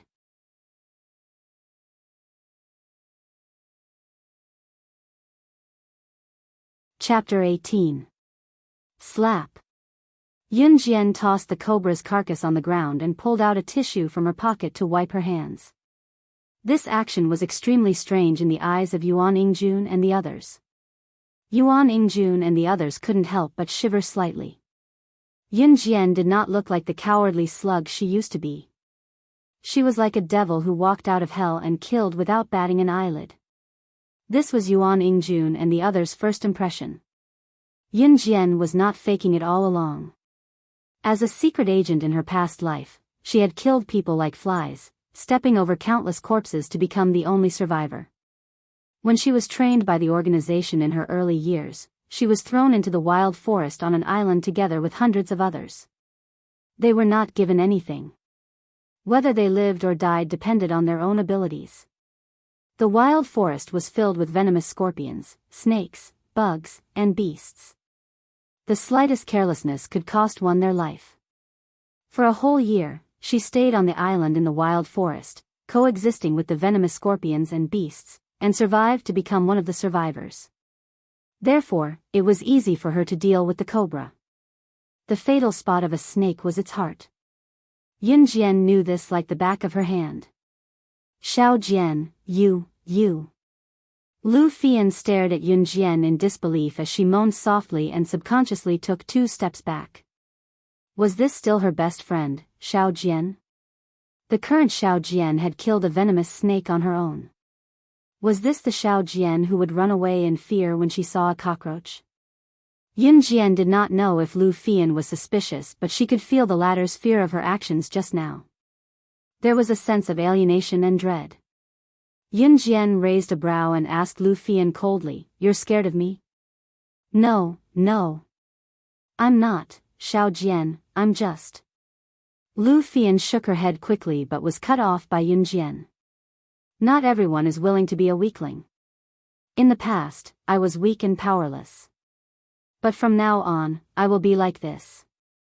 Yun Jian looked at Lu Fian and said each word clearly. Then, she added, "If you're afraid, then don't look for me in the future." It wasn't that she was cold-blooded and heartless, but the environment of her previous life had made her who she was today. Sooner or later, he would return to the environment of his previous life, because he had yet to avenge his younger brother. If Lu Fian chose to distance herself from him, it would be a good thing. No. Lu Fian suddenly took a few steps forward and grabbed Yun Jian's hand tightly, her determined gaze glowing. "Xiao Jian, no matter what you become, you'll always be my best friend. Forever."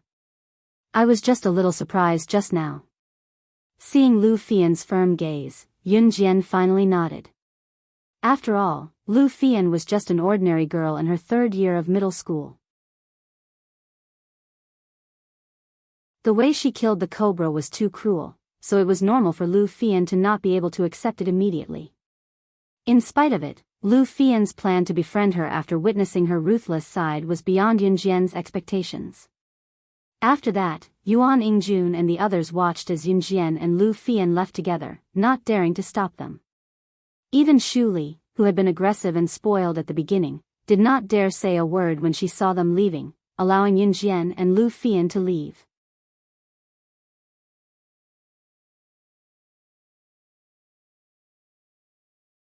Chapter 19. Yun Jian and Lu Fian left the park together and went home separately. It was Saturday today. Qin Yiru was still working overtime in the textile factory at this time. When Yun Jian got home, she saw her brother, Yun Yi, sitting at the only table in the living room. There was an exercise book on the table and he had a pen between his slender fingers as he pondered over a problem on the book with a frown. Her brother, Yun Yi, had always been excellent in his studies and had even gotten into a top high school in the city, bringing honor to their family. However, the original owner of her body could not improve her grades no matter how hard she tried. She was known as a poor student in class and was not valued by the teachers in school. Although the two of them were biological siblings, there was a world of difference in their grades. "Gu," Yun Jian went over and called out. "Hey, Xiao Jian, you're back." Yun Yi retracted his heavy gaze from the exercise book and turned to look at his younger sister. "Gu, you're going back to school in the city tomorrow, right?" "I want to go to the city with you," Yun Jian spoke her mind. Now that the original owner's father was in debt, she would not break her promise that Zhang Jifan would clear the debt for him. Now that she needed money, she had to make a trip to the city. There were many things that could not be done in Xinjiang town. "Why do you want to go to the city all of a sudden? Did Xiao Jian want to buy something? Do you want me to bring it back for you next time?" Yun Yi put down his pen and turned to face Yun Jian. "Go, I want to go." Yun Jian knew that Yun Yi loved his younger sister a lot. She did not know how to explain herself, so she mimicked the original owner of her body and shook Yun Yi's arm coquettishly. Okay. Yun Yi could only agree helplessly since he had always doted on his younger sister. Letting Yun Jian go to the city meant that his pocket money would be reduced by a lot. After all, it was not cheap to bring his younger sister to the city. Otherwise, he would not return home every few months after he went to school in the city. But for the sake of his sister, it was worth it. Yes. Yun Jian pursed her lips and smiled. In her previous life, she did not receive any familial love. After her rebirth, she received both a mother's love and the love of an older brother. She instantly felt that it was not bad to be reborn. It was 5:30 in the evening. It was supposed to be time for Qin Yiru to get off work and have dinner. However, when it was 6 in the evening, the sky gradually darkened, and Qin Yiru was still not home. The textile factory where Qin Yiru worked was not far from here. It only took 10 minutes to walk home. Usually, Qin Yiru would be home by 5:50 p.m. at the latest. But today, she hadn't come home yet. At 6:20 p.m., Yun-yi couldn't sit still anymore. Why hadn't her mother come home yet? Could it be that something had happened? With that in mind, Yun-yi stood up at once and reminded Yun-jian, "Xiao-jian, stay at home. I'll go check why Mom isn't back yet." Just as he was about to leave, Yun-jian stood up and said, "I'll go too." Yun-yi did not refuse. Yun-jian and Yun-yi opened the door and walked toward the textile factory where Qin Yiru worked for about 3 minutes before they saw a slightly plump woman in her 40s rushing over. She was Yun-jian's neighbor. Her surname was Wang, and everyone around her called her Aunt Wang. Aunt Wang and Qin Yiru worked in the same factory and were neighbors, so they usually went home together. "Why did you come back in such a hurry today?" Yun-jian's eyes twitched. Yun-yi stepped forward and asked, "Aunt Wang, why isn't my mom back yet this late?" Before she could finish, she was interrupted by Aunt Wang's compassionate, sobbing, and fearful words.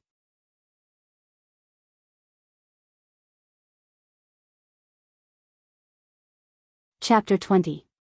Xinjiang town's only textile factory was very large. There were at least several hundred to over 1,000 workers, and Qin Yiru was one of them.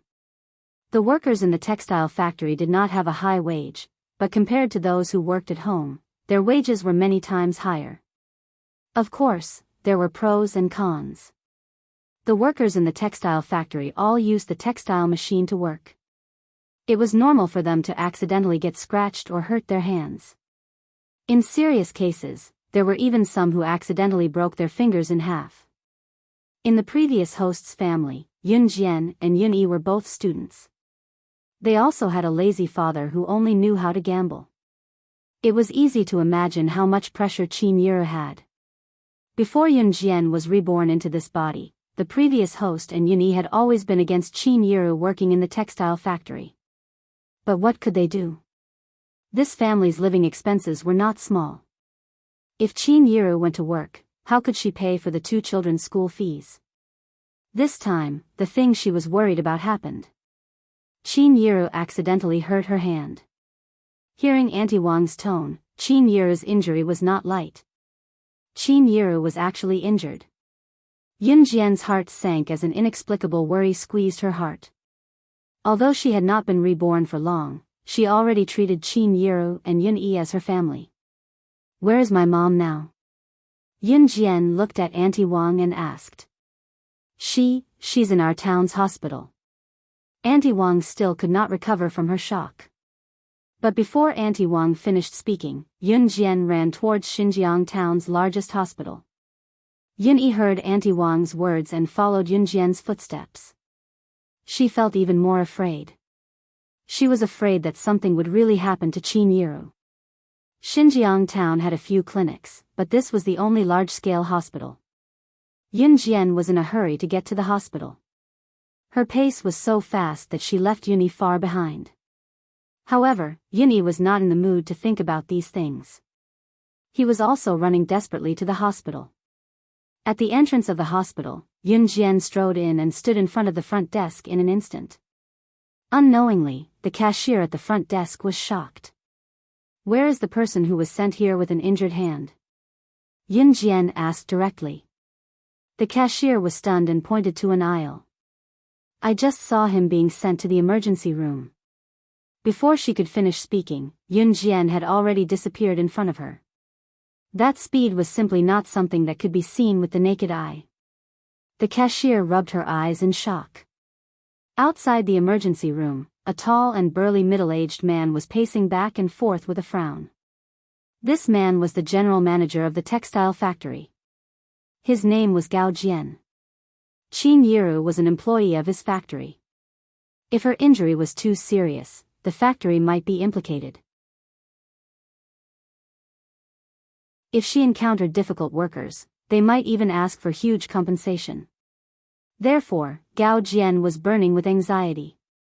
However, just as Gao Jian stomped his feet, he saw an extremely delicate, and beautiful girl suddenly appear in front of him. She actually reached out and grabbed his collar. "Where is Qin Yiru?" Yun-jian grabbed Gao Jian's collar and asked directly.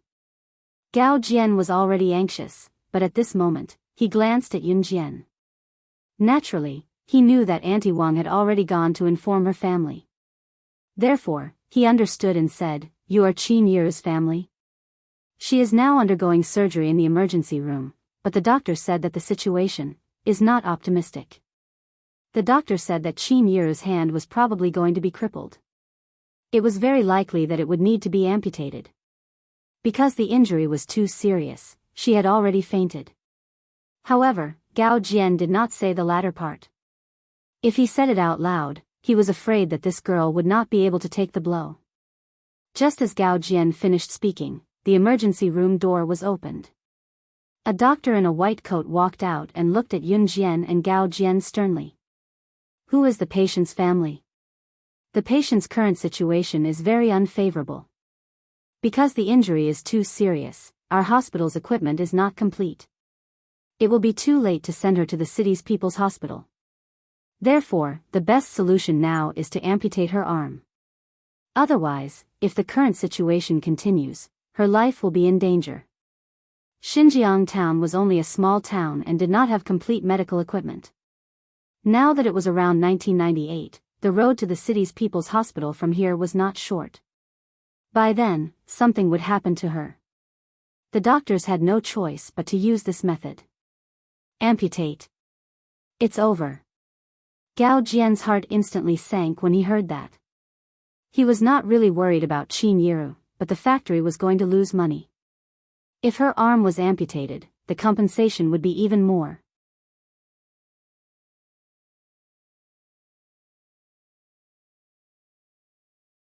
Chapter 21. Yun Jian's words shocked the two people present. After the doctor in the white coat came back to his senses, he reprimanded Yun Jian like an elder without thinking. "Nonsense.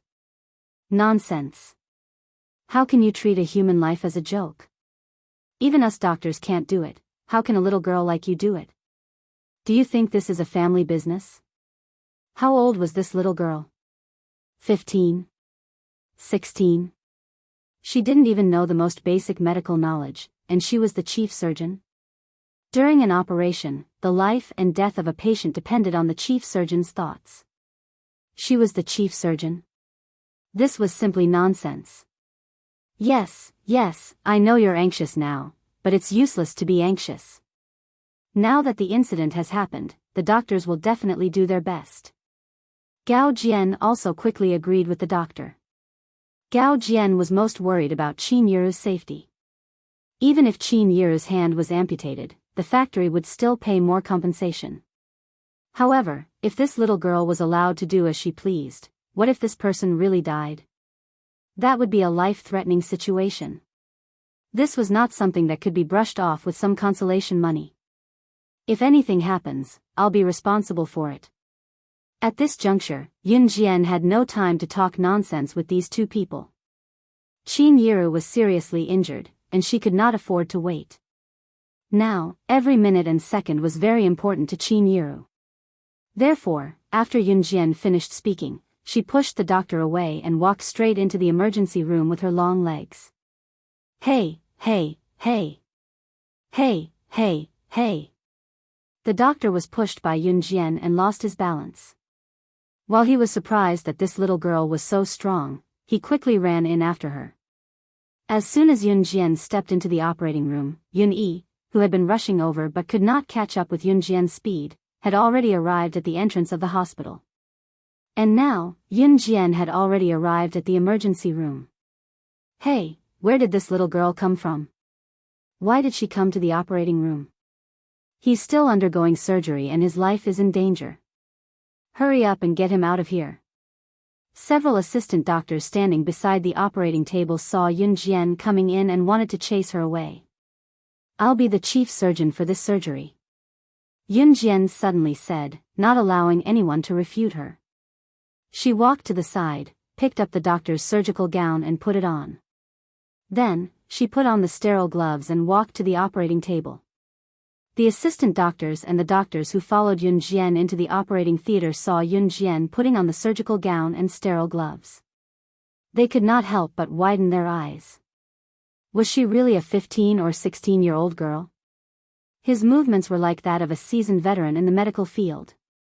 Just as they were thinking, Yun Jian arrived at the operating table and saw Qin Yiru lying unconscious on the operating table. Qin Yiru's hands were severely injured by the weaving machine. It was not an exaggeration to say that both of his hands were badly mutilated. The bleeding had stopped, but his hands were hideous. His skin and flesh were even lacerated. Seeing this, Yun Jian could not help but feel pain in her heart. This was an emotion that came from the body's original owner. Yun Jian closed her eyes and stepped forward without hesitation, ready to take over the surgery. Not only was she the king of the secret agent world, she was also an outstanding elite in the medical field. In her previous life, her medical skills were superb. She was quite famous in the medical field. Because of her superb medical skills, she was even called the Hand of Death by the people in the medical field. Usually, as long as the person was not angered, she could bring them back to life. Xinjiang Town Hospital's medical standards were not high. If she was not here today, Qin Yiru would not have been able to escape the fate of having both of his hands amputated. But all of this was on the premise that Yun Jian did not do anything.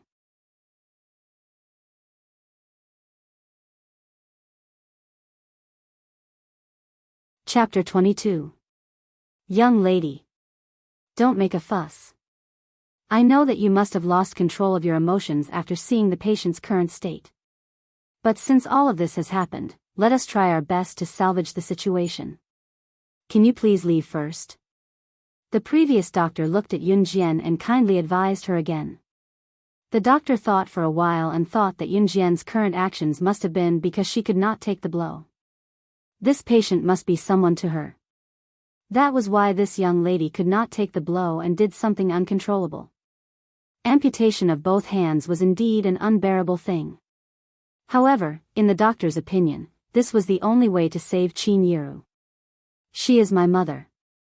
Yun Jian suddenly opened her mouth and said to the group of doctors in a calm tone, "Do you think that I would joke around with my mother's life?" It was because she was confident that she would do it. Was she supposed to watch as Qin Yiru's hands were amputated and she fell to the lowest point of her life? She had the ability to do so, but she did not do anything. She could not do it. So, please cooperate with me for the surgery. Yun Jian raised her voice and gave everyone another shock. Because Qin Yiru was her mother, no matter how willful or mischievous she was, she could not joke around with Qin Yiru's life. Perhaps it was because of Yun Jian's words, or perhaps it was because of her extraordinary aura. The previous doctor and the assistant doctors on the scene did not say anything. After being stunned for 2 seconds, they followed her and returned to their respective positions. Yun Jian took over the position of the chief surgeon and continued the surgery. The doctors on the scene were sure that letting a 15-year-old girl take over the surgery was the craziest thing in history. Qin Yiru's hands were injured and her meridians had been damaged. The injured areas needed to be sutured with sutures and various factors had to be considered. Under such conditions where the medical equipment was not complete, none of the doctors on the scene could completely repair Qin Yiru's hands. Even the doctors could not do anything, let alone a young lady. However, Yun Jian's skillful and superb medical skills completely stunned everyone on the scene. Surgical forceps. Cloth towel pliers. Suture needle. Yun Jian reported the name of the surgical tool mechanically, and the assistant doctor immediately handed the surgical tool to her. Sewing, closing, cutting, and sewing again, every cut and every stitch was done exquisitely. Until the last second when the last wound on Qin Yiru's hand was stitched up, all the doctors present could not believe what they had just seen. With a trembling voice, the doctor slowly spat out the result of something that they thought was impossible. The operation was successfully completed. He had successfully completed it. When they turned to look at the young girl again, the doctor and the others' eyes were filled with admiration. He actually succeeded. Oh my God! How old was this girl? He thought that such a young girl would be scared witless when she saw Qin Yiru's horrifying wound. On the contrary, she was as calm as a mountain. At first, he thought that she was just spouting nonsense when she said that she wanted to take over the position of the chief surgeon.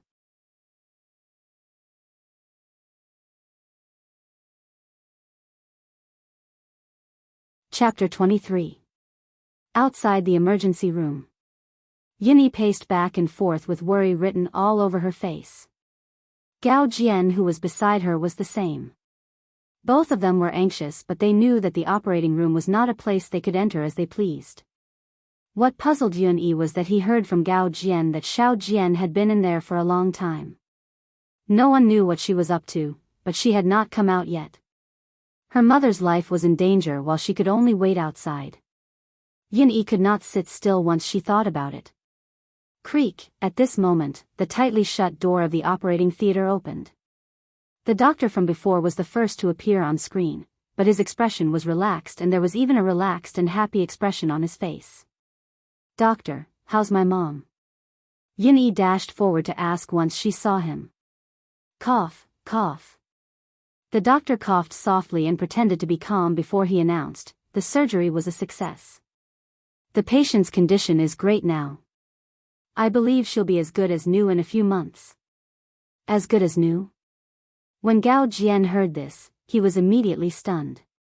The doctor had said that Qin Yiru's life would be in danger if her leg was not amputated. In spite of it, Yun Jian had only been forced into the operating room for a short while and the doctor had come out to say that she was fine and could be repaired as good as new. Could it be that Yun Jian was really something? Yunyi breathed a sigh of relief. Thankfully, her mother was fine. Yun Jian took off the surgical gown and sterile gloves and walked out of the operating room. To not worry her brother, she asked the doctor to go out and announce the news first. At the same time, Yun Jian reached an agreement with the doctors. She could teach them the medical skill and ask them to keep it a secret. The surgery was a success of her own. "Brother, it's fine now," Yun Jian agreed softly when she saw Yunyi's pale face. When Qin Yiru woke up at 5:30 the next morning, she did not look as pale as before. Instead, there was a tinge of color in her cheeks. Yun Jian peeled an apple and fed it into Qin Yiru's mouth one bite at a time, reminding her softly, "Mom, eat slowly." Qin Yiru felt like she had just escaped death. She smiled with tears in her eyes, looking at her sensible daughter with relief. That afternoon, Yunyi went back to his school in the city for his evening self-study session. It was after Qin Yiru's persuasion that he went back to school first. Yunyi wanted to stay and take care of her mother, but Qin Yiru refused, afraid that Yunyi would delay her studies. The patient was the most important, so Yunyi had no choice but to follow Qin Yiru's wishes. The doctor also said that Qin Yiru was in good condition now and was completely out of danger. Therefore, Yunyi went back to the city. Yun Jian originally planned to go to the city with Yunyi, but now she could only postpone this plan. From the beginning until now, her so-called father, Yun Gang, had not appeared. This made Yun Jian feel even more disgusted with this so-called father. In the evening, after cooking dinner at home, Yun Jian took it to the hospital. Gao Jian had paid for Qin Yiru's hospitalization on behalf of the factory. Gao Jian's factory did not renege on this. In order to nourish Qin Yiru's body, Yun Jian specially made a bowl of chicken soup and walked to the hospital. Just as she walked to Qin Yiru's ward, she heard a sharp, confident, and aggressive female voice from inside.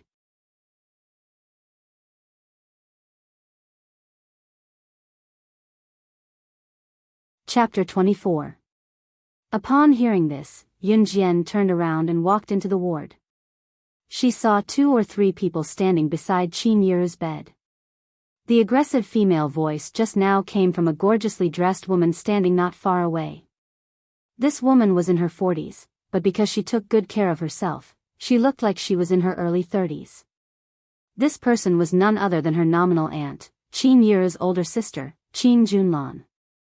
Since Qin Yiru was injured, they were probably here to visit her. But their intentions were self-evident. "Mom, I made dinner for you. It's in a thermos." Yun Jian walked in after a glance, ignoring the people standing there and cutting off Qin Junlan's words as she went to the bedside and opened the thermos boxes one by one. Qin Yiru was injured and a sister from her family came to visit her the next day. This was supposed to be a happy occasion. But in reality, this was not the case. Qin Junlan's visit was just a cover. Her real purpose was to get Qin Yiru to return the money. Not long ago, Qin Yiru borrowed some money from Qin Junlan. As the school had just started, school fees were charged. Yunyi was studying in a key high school in the city, so the fees were naturally high. Yun Jian was studying in a secondary school in town, so the fees for both of them were quite high. Qin Yiru could not afford it, so she could only borrow money from her older sister, Qin Junlan, who was better off than her. Qin Junlan had married well, and her husband was running a small business. Hence, she was leading a good life. But when Qin Yiru had asked her to borrow money, Qin Junlan had been hesitant to lend it to her. In the end, she had reluctantly lent some money to Qin Yiru because she was afraid that people would gossip about her.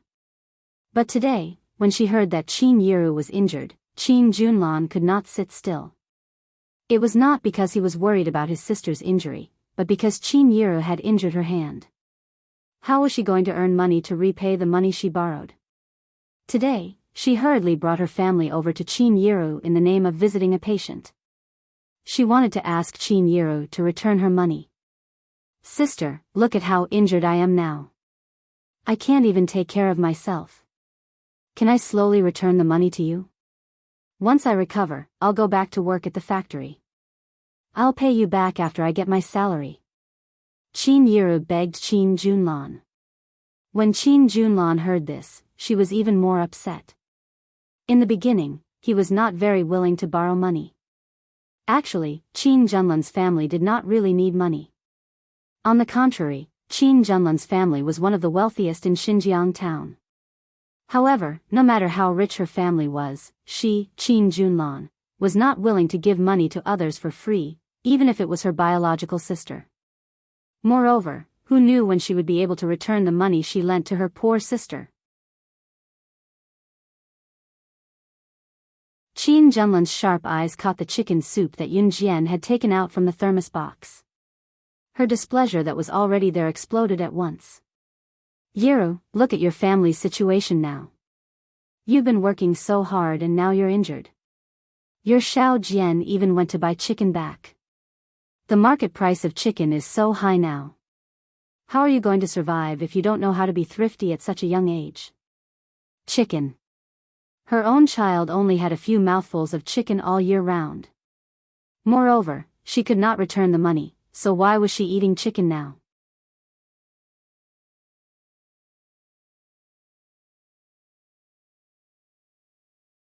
Chapter 25. In Qin Junlan's subconscious mind, her younger sister, Qin Yiru, should not have a better life than her since her family was not as well off.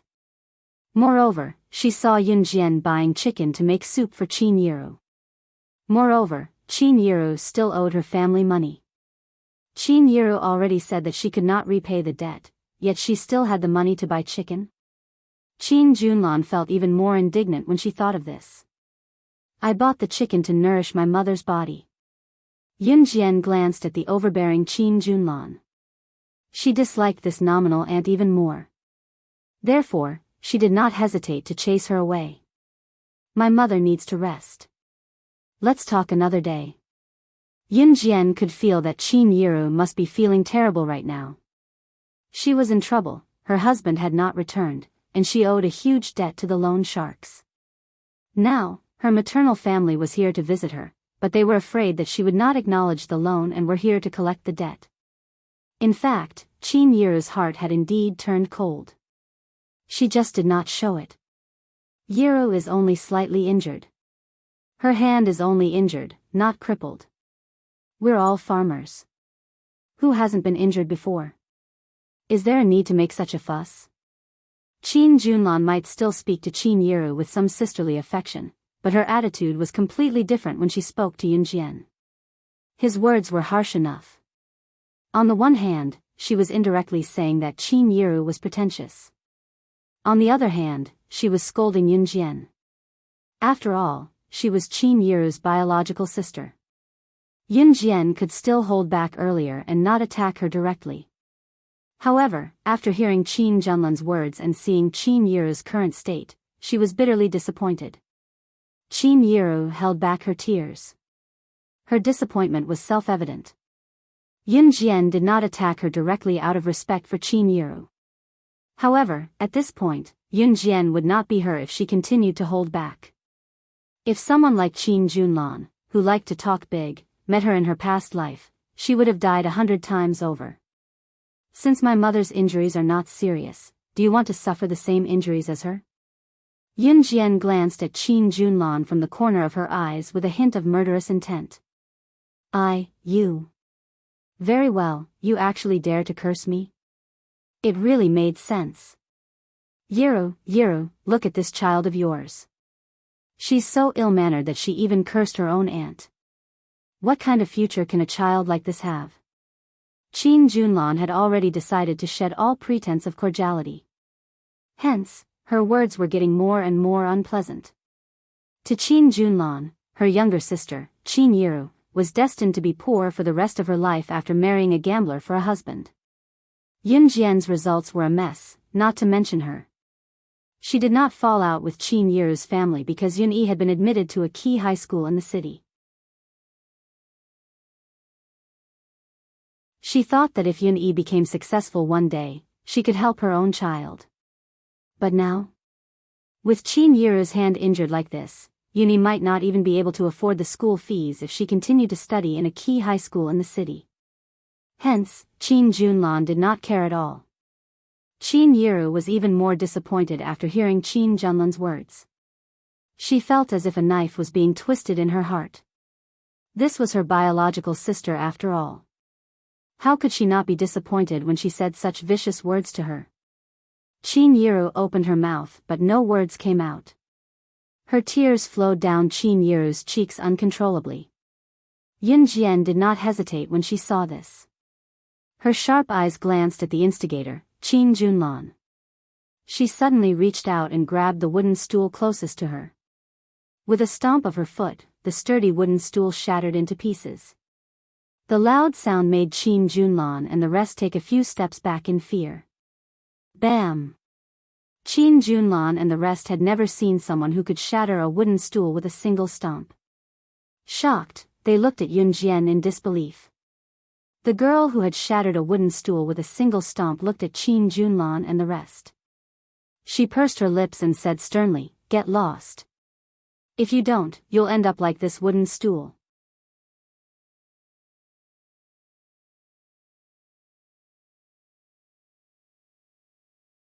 Chapter 26. She was not joking. Qin Junlan and the rest felt their scalps go numb. They felt a chill run down their spines and a sense of fear crept into their hearts. The person who made them feel fear was none other than the frail girl standing before them. With a gulp, Qin Junlan swallowed a mouthful of saliva. It was obvious that she was shocked by what had just happened. Her eloquent and aggressive mouth did not open for a long time. Qin Yiru was also shocked by Yun Jian's action. Since when did her daughter have such strength in her legs? She could break a wooden stool with just one kick. Why aren't you leaving? She suddenly lowered her voice and it sounded eerily low, causing Qin Junlan and the rest to shudder again, unable to stand still. Qin Junlan was completely shocked. Moreover, Yun Jian's aura made her afraid. However, she could not afford to lose her face. Hence, Qin Junlan pushed the few people who came with her out of the ward. She continued to curse in an indifferent tone, "My God! Why did the Qin family have such an unfilial daughter? She even wanted to kill her own aunt. What kind of person can she be?" After a round of cursing, she ran away. After Qin Junlan and the rest left, the ward finally quieted down. However, Qin Yiru's heart could not calm down. Yun Jian did not know how to comfort her, so she went over to place her hand on Qin Yiru's back and gave her a light pat. "Mom, don't be sad. You're living your life for yourself. You don't have to be sad for others." Yun Jian comforted Qin Yiru. It was the weekend. She was supposed to go back to school for self-study at night. However, Yun Jian had specially applied for leave. She knew that if she went back to school, there would be a fierce battle. Lin Mengyu was hospitalized because of her. Her father was the principal of Xinjiang Town High School. How could he let her off so easily? However, when had Yun Jian ever been afraid of anyone? Because of Qin Junlan and the rest's arrival tonight, Yun Jian was even more aware of her family's financial situation. In her previous life, when she was at the top of the world, the one thing she didn't lack was money. Usually, her starting price for a mission was no less than 10 million USD. But now that she had been reborn into the body of an ordinary middle school girl, she could feel that the life of an ordinary person was also full of trifles. But at the very least, he no longer needed to lick blood from the edge of a blade. It was Monday the next morning. Yun Jian applied for leave from her homeroom teacher as well. After sending Qin Yiru breakfast, she took the bus to Longmen City. She planned to make a trip to the city in advance. Her family was in need of money now. Not only did the loan sharks come to ask for money, but Qin Junlan also came to ask for money yesterday. Therefore, she wanted to go to the city to earn money in the fastest way.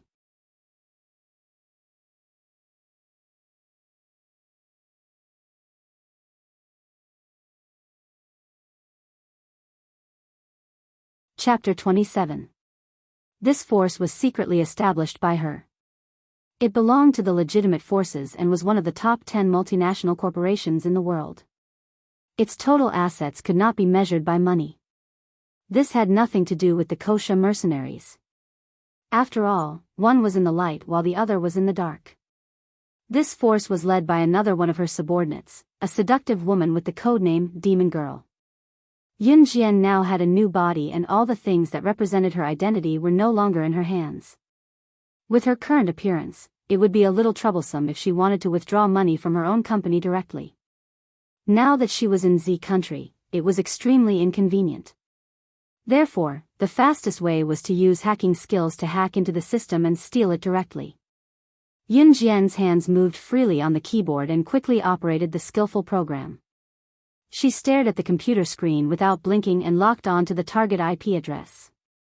After a series of steps, she finally chose between the yes and no options that popped up in the display box and pressed the spacebar. The whole process only took a few seconds. Yun Jian pursed her lips lightly until a line of clear English subtitles popped up on the screen. Hacker's intrusion, theft complete. Yun Jian's nimble fingers just now attracted the attention of some young people who were playing computer games in the same internet cafe. At the same time, in a high-level office of a multinational corporation, an extremely seductive woman was sitting in front of her desk, playing with a black pen in her hand. She looked very relaxed. This person was Yun Jian's subordinate, codename Demon Girl. Ring ring ring. Beside her, the phone suddenly rang. Demon Girl picked up the phone and heard another anxious female voice from the phone. Chairman, it's bad, it's bad. The advanced defense system of the technical department has been hacked. The other party only took 30 seconds to hack into the system and stole $100 million from our company's finance department. What? The black pen in Demon Girl's hand fell to the ground. She stood up quickly and asked in an incredulous tone, how is it possible? Their company was one of the top 10 multinational corporations in the country and their technical department was filled with elites from all over the world. Not to mention who could use hacking skills to hack into their company's technical system. Even the big shots on the international hacker list would find it difficult to hack into their company's advanced defense system. She only knew one person who could hack into it in 30 seconds. Country Z, Longmen City, in a smoky internet cafe. Yun Jian completely disrupted the tracking of those technical personnel who were conducting a reverse search on her. She had successfully transferred the $100 million into Qin Yiru's bank account. In order to prevent Qin Yiru from finding out about this shocking amount of money, she purposely stole the bank card from home today. However, she was probably the only person who could steal her own money since ancient times. Yun Jian turned off her computer. Just as she stood up from her seat, a surprised greeting came from behind her. You're Yun Jian? Why are you here? Yun Jian was stunned. She was already in Longmen City but she could still meet someone she knew. When he turned around, he saw a young man about 15 or 16 years old looking at him in surprise. You are? Yun Jian couldn't remember who this person was.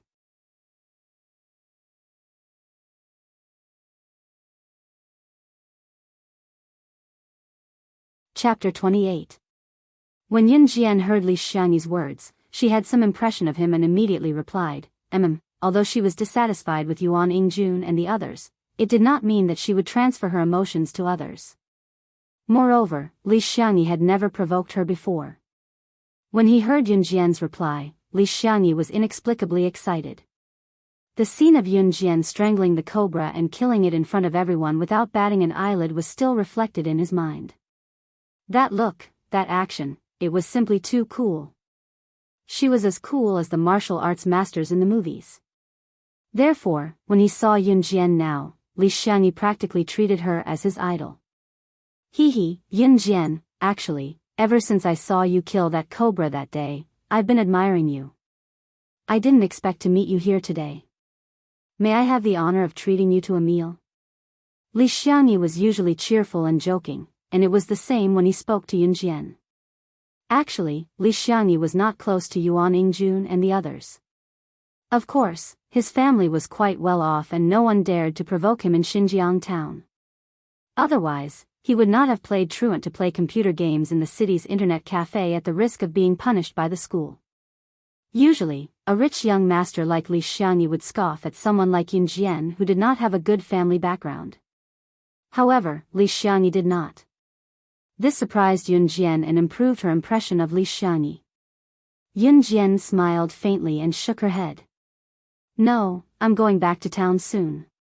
She still had to deliver lunch to Qin Yiru in the afternoon. Oh, all right then. Li Xiangyi could only nod with slight disappointment. Li Xiangyi, hurry up and come over. You're the only one left. The game is about to start and you're taking so long to go to the bathroom.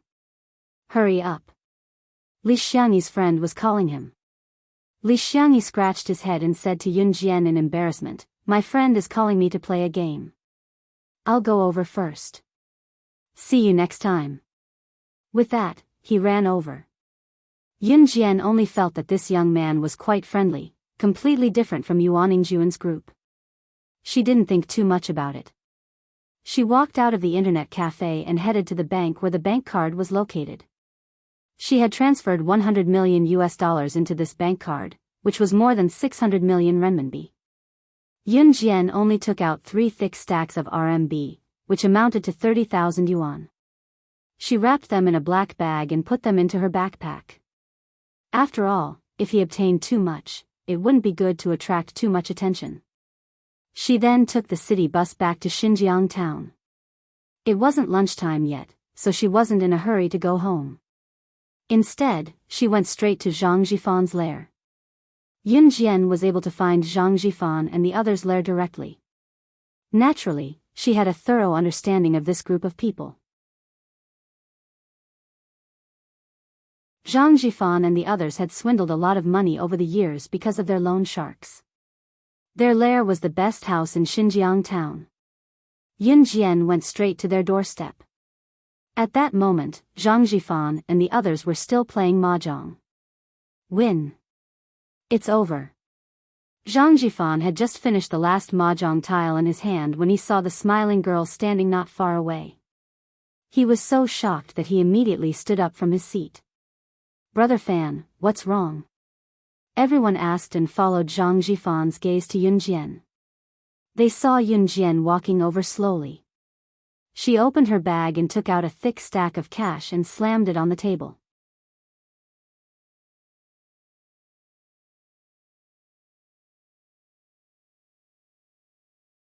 Chapter 29. F***CK. Watching as Yun Jian slammed the thick stack of cash on the mahjong table, everyone, including Zhang Jifan, was shocked for a few seconds before they cursed. 10,000 yuan. Although the people present were all loan sharks and had seen more money than this, 10,000 RMB was not a small amount. It was more or less shocking to see a 15-year-old girl throw it out. After all, Yun Jian's family was so poor that they could barely afford a meal. How could she have so much money? In other words, everyone was wondering where she had gotten the money from. Of course it's enough. Of course it's enough. Zhang Jifan was indeed the leader of the group. He was the first to react and put the money away, nodding with a chuckle. Not only was it enough, there was an extra 5,000 yuan. Yun Jian continued to smile, but it was not over yet. Reaching out, she took out another stack of cash from her bag and slammed it on the mahjong table again. Zhang Jifan had just put away the 10,000 yuan carefully when he saw Yun Jian tossing out another stack of cash. He was dumbfounded. What was she up to now? The 10,000 yuan just now was to pay off the debt. This 10,000 yuan is a greeting gift. Yun Jian smirked faintly and glanced at Zhang Jifan and the rest from the corner of her eyes before she said, "Are you willing to work with me? I want to open a business in Longmen City. The details are still undecided, but I'll provide all the investment funds. You guys just have to manage it for me. Of course, the prerequisite is that you're not loan sharks anymore."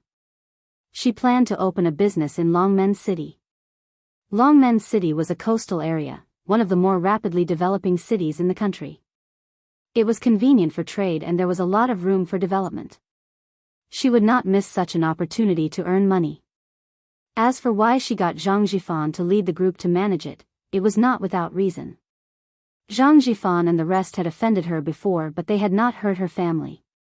She could not find those softies who looked gentle but were easily led by the nose if she wanted to start a business.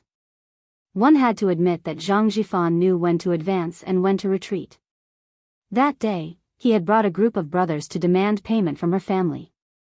However, when he saw that her people had suffered a loss, he knew to retreat and quickly left. Instead of rushing forward blindly and insisting on fighting to the death, the fish dying and the net breaking. Just this point was in line with the behavior of a merchant. When it was time to advance, he would advance and never show weakness. If the opponent was too strong, he would show weakness when it was time to do so. Open a trading company? You're looking for us? No, we are just a group of hooligans who are F*King loan sharks. What do we know about business? Zhang Jifan opened his mouth wide in surprise and looked at Yun Jian. Not only him, but Zhang Jifan's group of people also looked at Yun Jian in shock. You don't understand, but I do. I can teach you. Who was born to be a businessman? Who was born to be able to walk and run? Instead of living your current life of fighting and killing, why don't you start a business with me? You can chase people to their homes to collect debts. What's the harm in starting a business with me?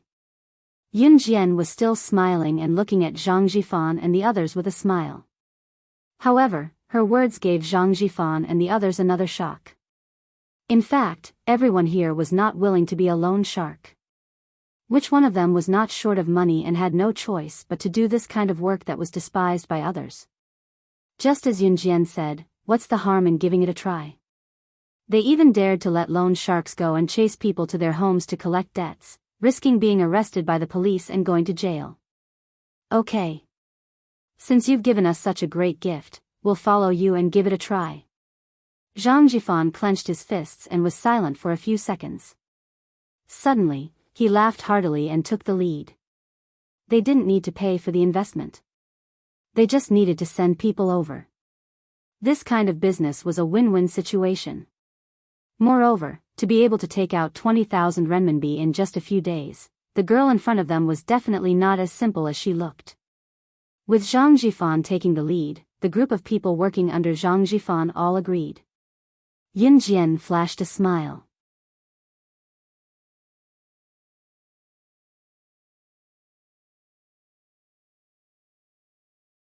Chapter 30.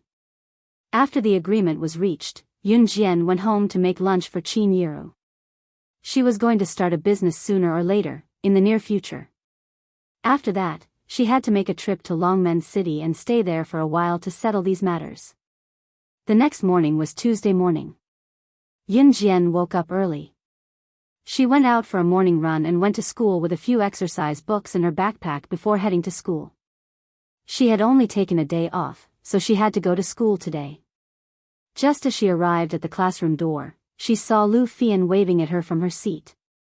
Since it was not yet time for self-study, Lu Fian ran to Yun Jian when she saw her get down from her seat and asked, "Xiao Jian, why didn't you come to school yesterday? The teacher said you were sick and asked for leave. Are you okay now? Why don't you rest more if you're not feeling well?" Lu Fian's caring tone surprised Yun Jian. She recalled that she had asked for leave from her homeroom teacher yesterday because she was not feeling well. She did not expect that her casual request for leave would make Lu Fian worry for nothing. Yun Jian's heart warmed as she told Lu Fian, "I'm fine. Your health is your capital. You have to take good care of yourself in the future." Lu Fian was obviously unaware of the series of events that happened in Yun Jian's home as she gestured to Yun Jian. Yun Jian nodded and entered the classroom with Lu Fian. Who knew that once Yun Jian entered the classroom, the rowdy classroom quieted down instantly. "Look! Yun Jian's back for class. I thought she didn't dare to come back. She's the one who beat up the principal's daughter, Lin Mengyu, and sent her to the hospital last Friday. One of Lin Mengyu's ribs was broken." In the classroom, a mischievous boy started to tease her. He spoke as if he knew everything about this matter and was a witness at that time. Students chimed in one after another. "Wow, really? Yun Jian's become so awesome all of a sudden. TSK, tisk, she's amazing. She even dared to hit the principal's daughter. This Yun Jian is doomed. She's asking for it. Who can she blame?" No one knew about these things on Friday, but as time passed, there would always be people who would find out and brag about it. They did not even try to avoid suspicion in front of Yun Jian. Yun Jian was nonchalant about it, but Lu Fian was enraged. "Xiao Jian, don't be mad. They're just blabbermouths." Lu Fian comforted Yun Jian before she went up to them. "Yun Jian, you guys, stop talking. It was Lin Mengyu who bullied Xiao Jian first that day. I can testify." "PFT, you testify? Testify what? What's the point?" Lin Mengyu's the principal's daughter. Sitting on the bench with his legs crossed, a ruffian-looking boy chuckled as he looked at Lu Fian and spat out a few words. Lu Fian was not a strong-willed person to begin with. She was infuriated at the scolding, but she did not know how to retort. "Do you guys have nothing better to do?" Just as the group of people pointed at Yun Jian noisily and hurled all sorts of insults, Yun Jian, who had been silent, suddenly spoke up. "Ah." Everyone present was stunned for a moment, unable to react. "Very bored? Very lonely? Very empty?" Yun Jian tossed out 3 words in a row before smirking. "If so, you guys can continue chatting. I don't mind."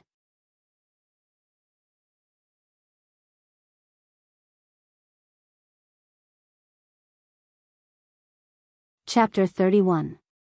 The group of students who had been whispering to each other to watch Yun Jian's drama turned sullen when they heard Yun Jian's words. When they first heard that Yun Jian had beaten up the arrogant and despotic Lin Mengyu and sent her to the hospital, they didn't believe it. Lin Mengyu was not only the daughter of the principal, but she was also the big sister in the 3rd year of junior high. She was very good at fighting. What about Yun Jian? In the past, Yun Jian was a snot-nosed person who didn't dare to make a sound in class. She didn't even dare to retaliate when people scolded her. She didn't even dare to fight. But now, not only did she beat up Lin Mengyu and send her to the hospital last Friday, she didn't run out crying like she used to when the whole class was gossiping about her. Instead, she blocked everyone's mouths the moment she spoke. Even her aura had changed. "Yun Jian, why are you pretending in front of everyone when you're so capable? We're just gossiping about you. It's not like anything will happen. Do you have to be so calculative? Why can't you let everyone talk about what you've done?" A tall girl who was about 1.75 meters tall stood out from the group. She raised her chin and looked at Yun Jian with a condescending gaze. This girl was called Mu Xiang. She wasn't very good-looking, but she was taller than the average boy. She was the sports committee member in the class, but she wasn't very popular with the boys. At the same time, she was most jealous of Yun Jian. Yun Jian wasn't very tall, but she had a pure and innocent face. It was the kind of face that people liked when they saw it. Her face was delicate and delicate. This was a stark contrast to Mu Xiang. Hence, in Yun Jian's original memory, Mu Xiang always thought of ways to bully her because she didn't like the original Yun Jian. After today's incident, Mu Xiang thought that she had caught Yun Jian red-handed, so she stood out to mock and ridicule her. Mu Xiang, can you be reasonable? You. Don't think I don't know. You're just jealous that Xiao Jian is prettier than you, that's why you keep picking on her. How shameless can you be? Lu Fian snapped before Yun Jian could, standing up for Yun Jian once again. Mu Xiang, whose thoughts were exposed, suddenly widened her eyes. She glared fiercely at Lu Fian and Yun Jian, refusing to accept the fact that she was uglier than Yun Jian. Scram! Who's jealous of her? Lu Fian, don't slander me.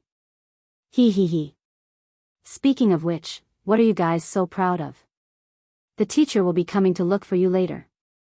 He, you even dared to hit the principal's daughter. I'll just wait for you guys to cry. Humph. Mu Xiang cursed several times in a row. The students in the class watched this fierce battle, but no one stepped forward to interfere. On the contrary, most of the students were waiting to watch the show. Of course, Mu Xiang was famous for being difficult to deal with in their class. She even learned Taekwondo before. She was even better than Lin Mengyu, the girl who often got into fights. Judging by the situation, they were going to fight. The students were curious to know who was stronger between Yun Jian and Mu Xiang, who had sent Lin Mengyu to the hospital. Do you know why I hit Lin Mengyu? Yun Jian asked Mu Xiang as she crossed her arms and looked at everyone coldly, her gaze locked on her. Everyone froze again. Mu Xiang and Lu Fian, who were flushed from their quarrel, were stunned when they heard what Yun Jian said. Yun Jian continued to speak to Mu Xiang, because she's just like you. She looks like she deserves a beating. There was silence all around. Everyone was dumbfounded.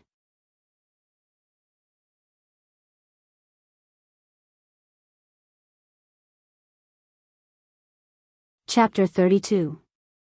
Mu Xiang was taken aback as well before she realized that Yun Jian was insulting her in a roundabout way. She pointed at Yun Jian and yelled, "You're the one who deserves a beating. Yun Jian, don't think you're so great just because you beat Lin Mengyu up. I'm telling you, if it weren't for the punishment for fighting in school, I'd beat you up so hard you can't even stand up." As she spoke, Mu Xiang rolled up her sleeves to show off her authority. She was someone who practiced Taekwondo. Fighting had always been one of Mu Xiang's proudest skills.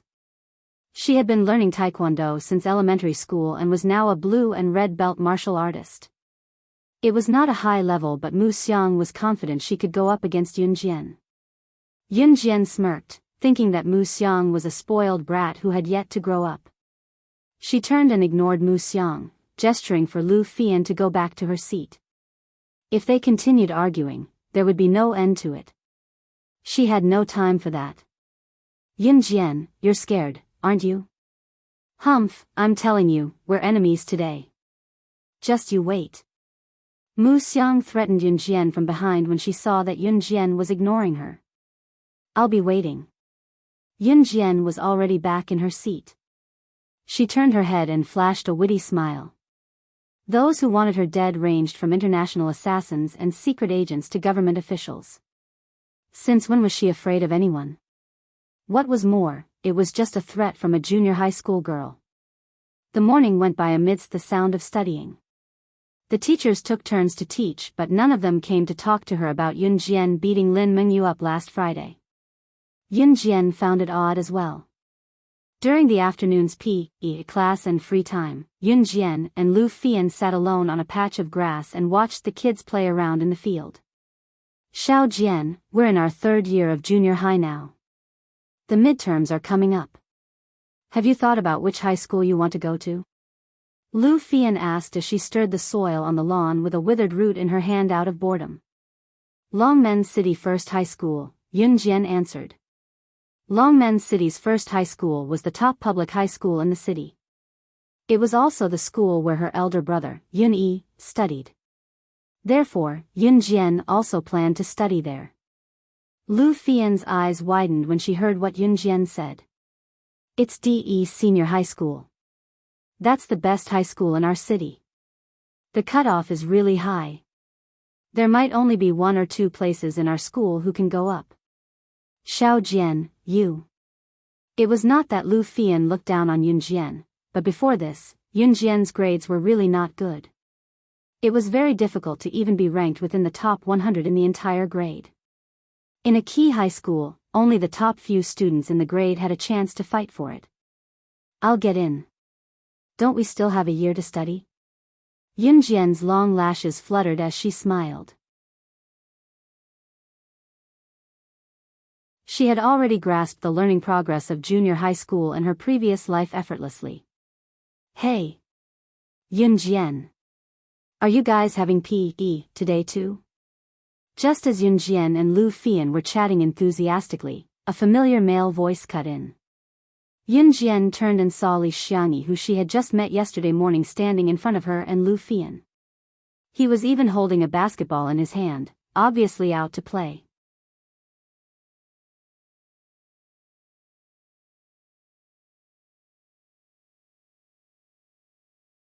Chapter 33.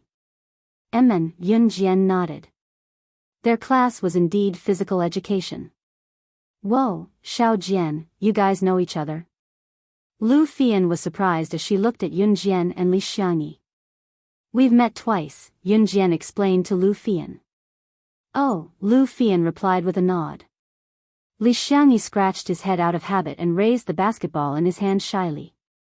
The weather's pretty nice today, so we're out to practice basketball. Oh, Yun-jian, do you know how to play basketball? Actually, it was an idiotic question to ask a girl if she knew how to play basketball. One of Li Xiangyi's buddies who stood beside him clapped Li Xiangyi's shoulder and chuckled. I say, Li Xiangyi, isn't your question a waste of time? When girls play basketball, the most they can do is hit the ball twice and shoot a basket. They can't play a basketball game. Do you want to invite this girl to join our basketball team? Li Xiangyi chuckled awkwardly and kept his gaze on Yun-jian. They were going to have a basketball match in a few days.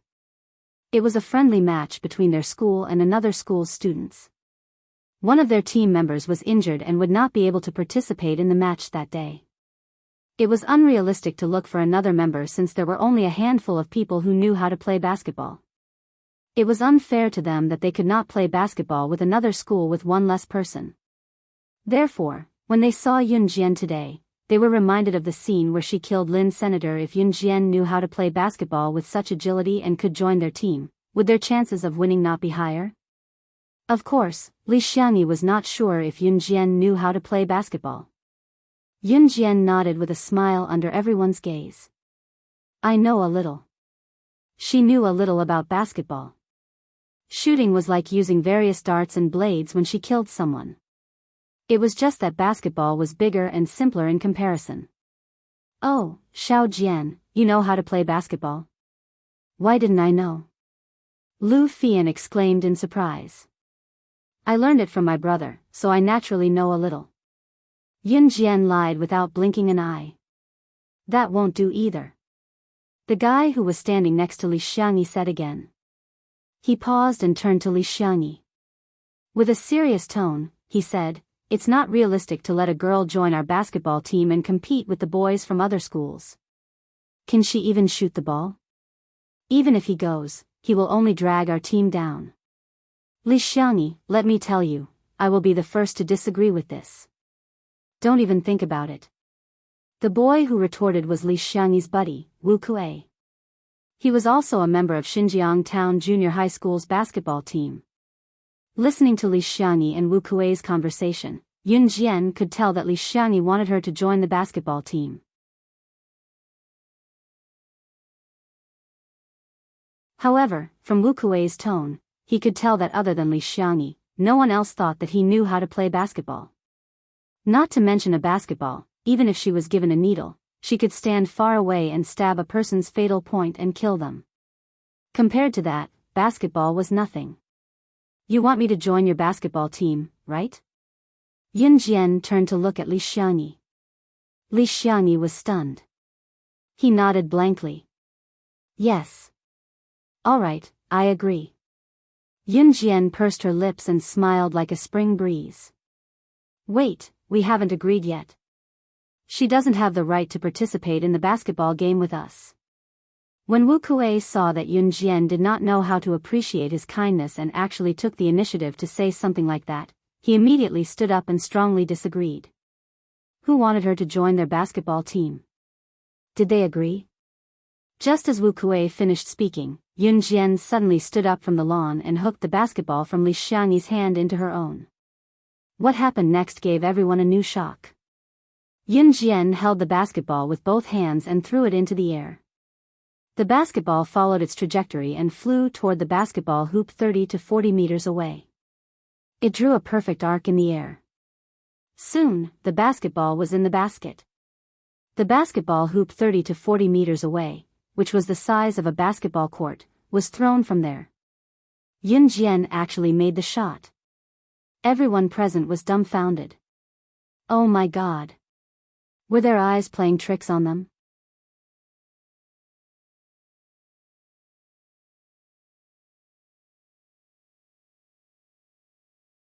Chapter 34. At this moment, not only Li Xiangyi, Wu Kuei, and the others, but even Lu Fian widened her beautiful eyes and looked at Yun Jian anxiously. She felt as if she had been struck by lightning. Wu Kuei, who had just spoken rudely, suddenly felt as if he had been ruthlessly slapped in the face. However, he had initially been thinking for the sake of their basketball team. However, seeing such a scene, no one could say anything else. Shooting a basketball from a distance of 30 to 40 meters into the basketball hoop on the field was definitely not something an ordinary person could do. Sorry, my tone was too strong just now. Wu Kuei was also a flexible person. He smiled embarrassedly and apologized to Yun Jian. Then, he sincerely continued, let me formally introduce myself. I am the vice captain of our school's basketball team. My name is Wu Kuei. The captain himself is not here, but I can represent all the members of our basketball team to invite you to join our basketball team. I wonder if you would do me the honor of joining our team? Wu Kuei's attitude immediately took a 360-degree turn. Everyone had seen Yun Jian's performance just now. At this moment, those who were extremely against Li Xiangyi inviting Yun Jian to join the basketball team also had a change of heart. Yun Jian looked at him and smiled. Her beautiful eyebrows curved. Okay, I'll join. What she lacked in her previous life was the life of an ordinary person. Therefore, in her second life, living in a school, she had to experience it. When Yun Jian agreed, the members of the basketball team also breathed a sigh of relief. They did not expect the girl that Li Xiangyi knew to be so capable. Just now, she had only come over to say hello, and the annoying problem of having one less person on the team to participate in the basketball game was solved. Wu Kuei's view of Yun Jian also changed greatly. Just now, he treated her with such an attitude. Not only did she not deliberately make things difficult for him, but she was also generous and not reserved. This kind of girl was really different from the rest. Welcome to the team. Wu Kuei represented all the members of the basketball team to express a sincere welcome to Yun Jian. Okay. Yun Jian narrowed her eyes and moved her lips. Even Yun Jian didn't expect that she would join a basketball team after attending a physical education class. Lu Fian was even more surprised than Yun Jian herself. She kept talking to Yun Jian all day long. She looked even more excited than Yun Jian. Xiao Jian, you're amazing. He's going to represent our school in the basketball match. As long as the day of the competition is a holiday, I will definitely cheer for you. Lu Fian had been nagging Yun Jian for almost the entire afternoon. Although Yun Jian was annoyed, she was also gratified. She had friends now. She was no longer the killing machine of the organization.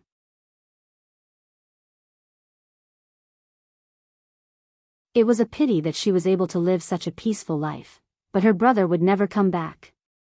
At 8:00 in the evening self-study session ended and school was dismissed on time. Yun Jian carried her school bag and walked in the opposite direction from Lu Fian. She was going to the health center to look for Qin Yiru. The health center was coincidentally in the opposite direction from Lu Fian and Yun Jian's house. After bidding Lu Fian a quick farewell after school, Yun Jian walked alone in the dark alley. This alley was the closest path to the health center. It was also the darkest, so no one dared to walk alone. Yun Jian's steady pace was brisk.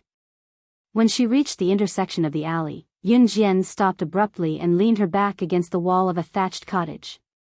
She chuckled at the dark spot she had just walked from. "Come out. How long are you planning to follow me?" Someone was following her and the stalker's skill was mediocre. At least, she had noticed it right from the start. You're tuning into the Biyao's Wuxia Chronicles YouTube channel. Don't forget to subscribe and join us on this journey to catch the most captivating stories.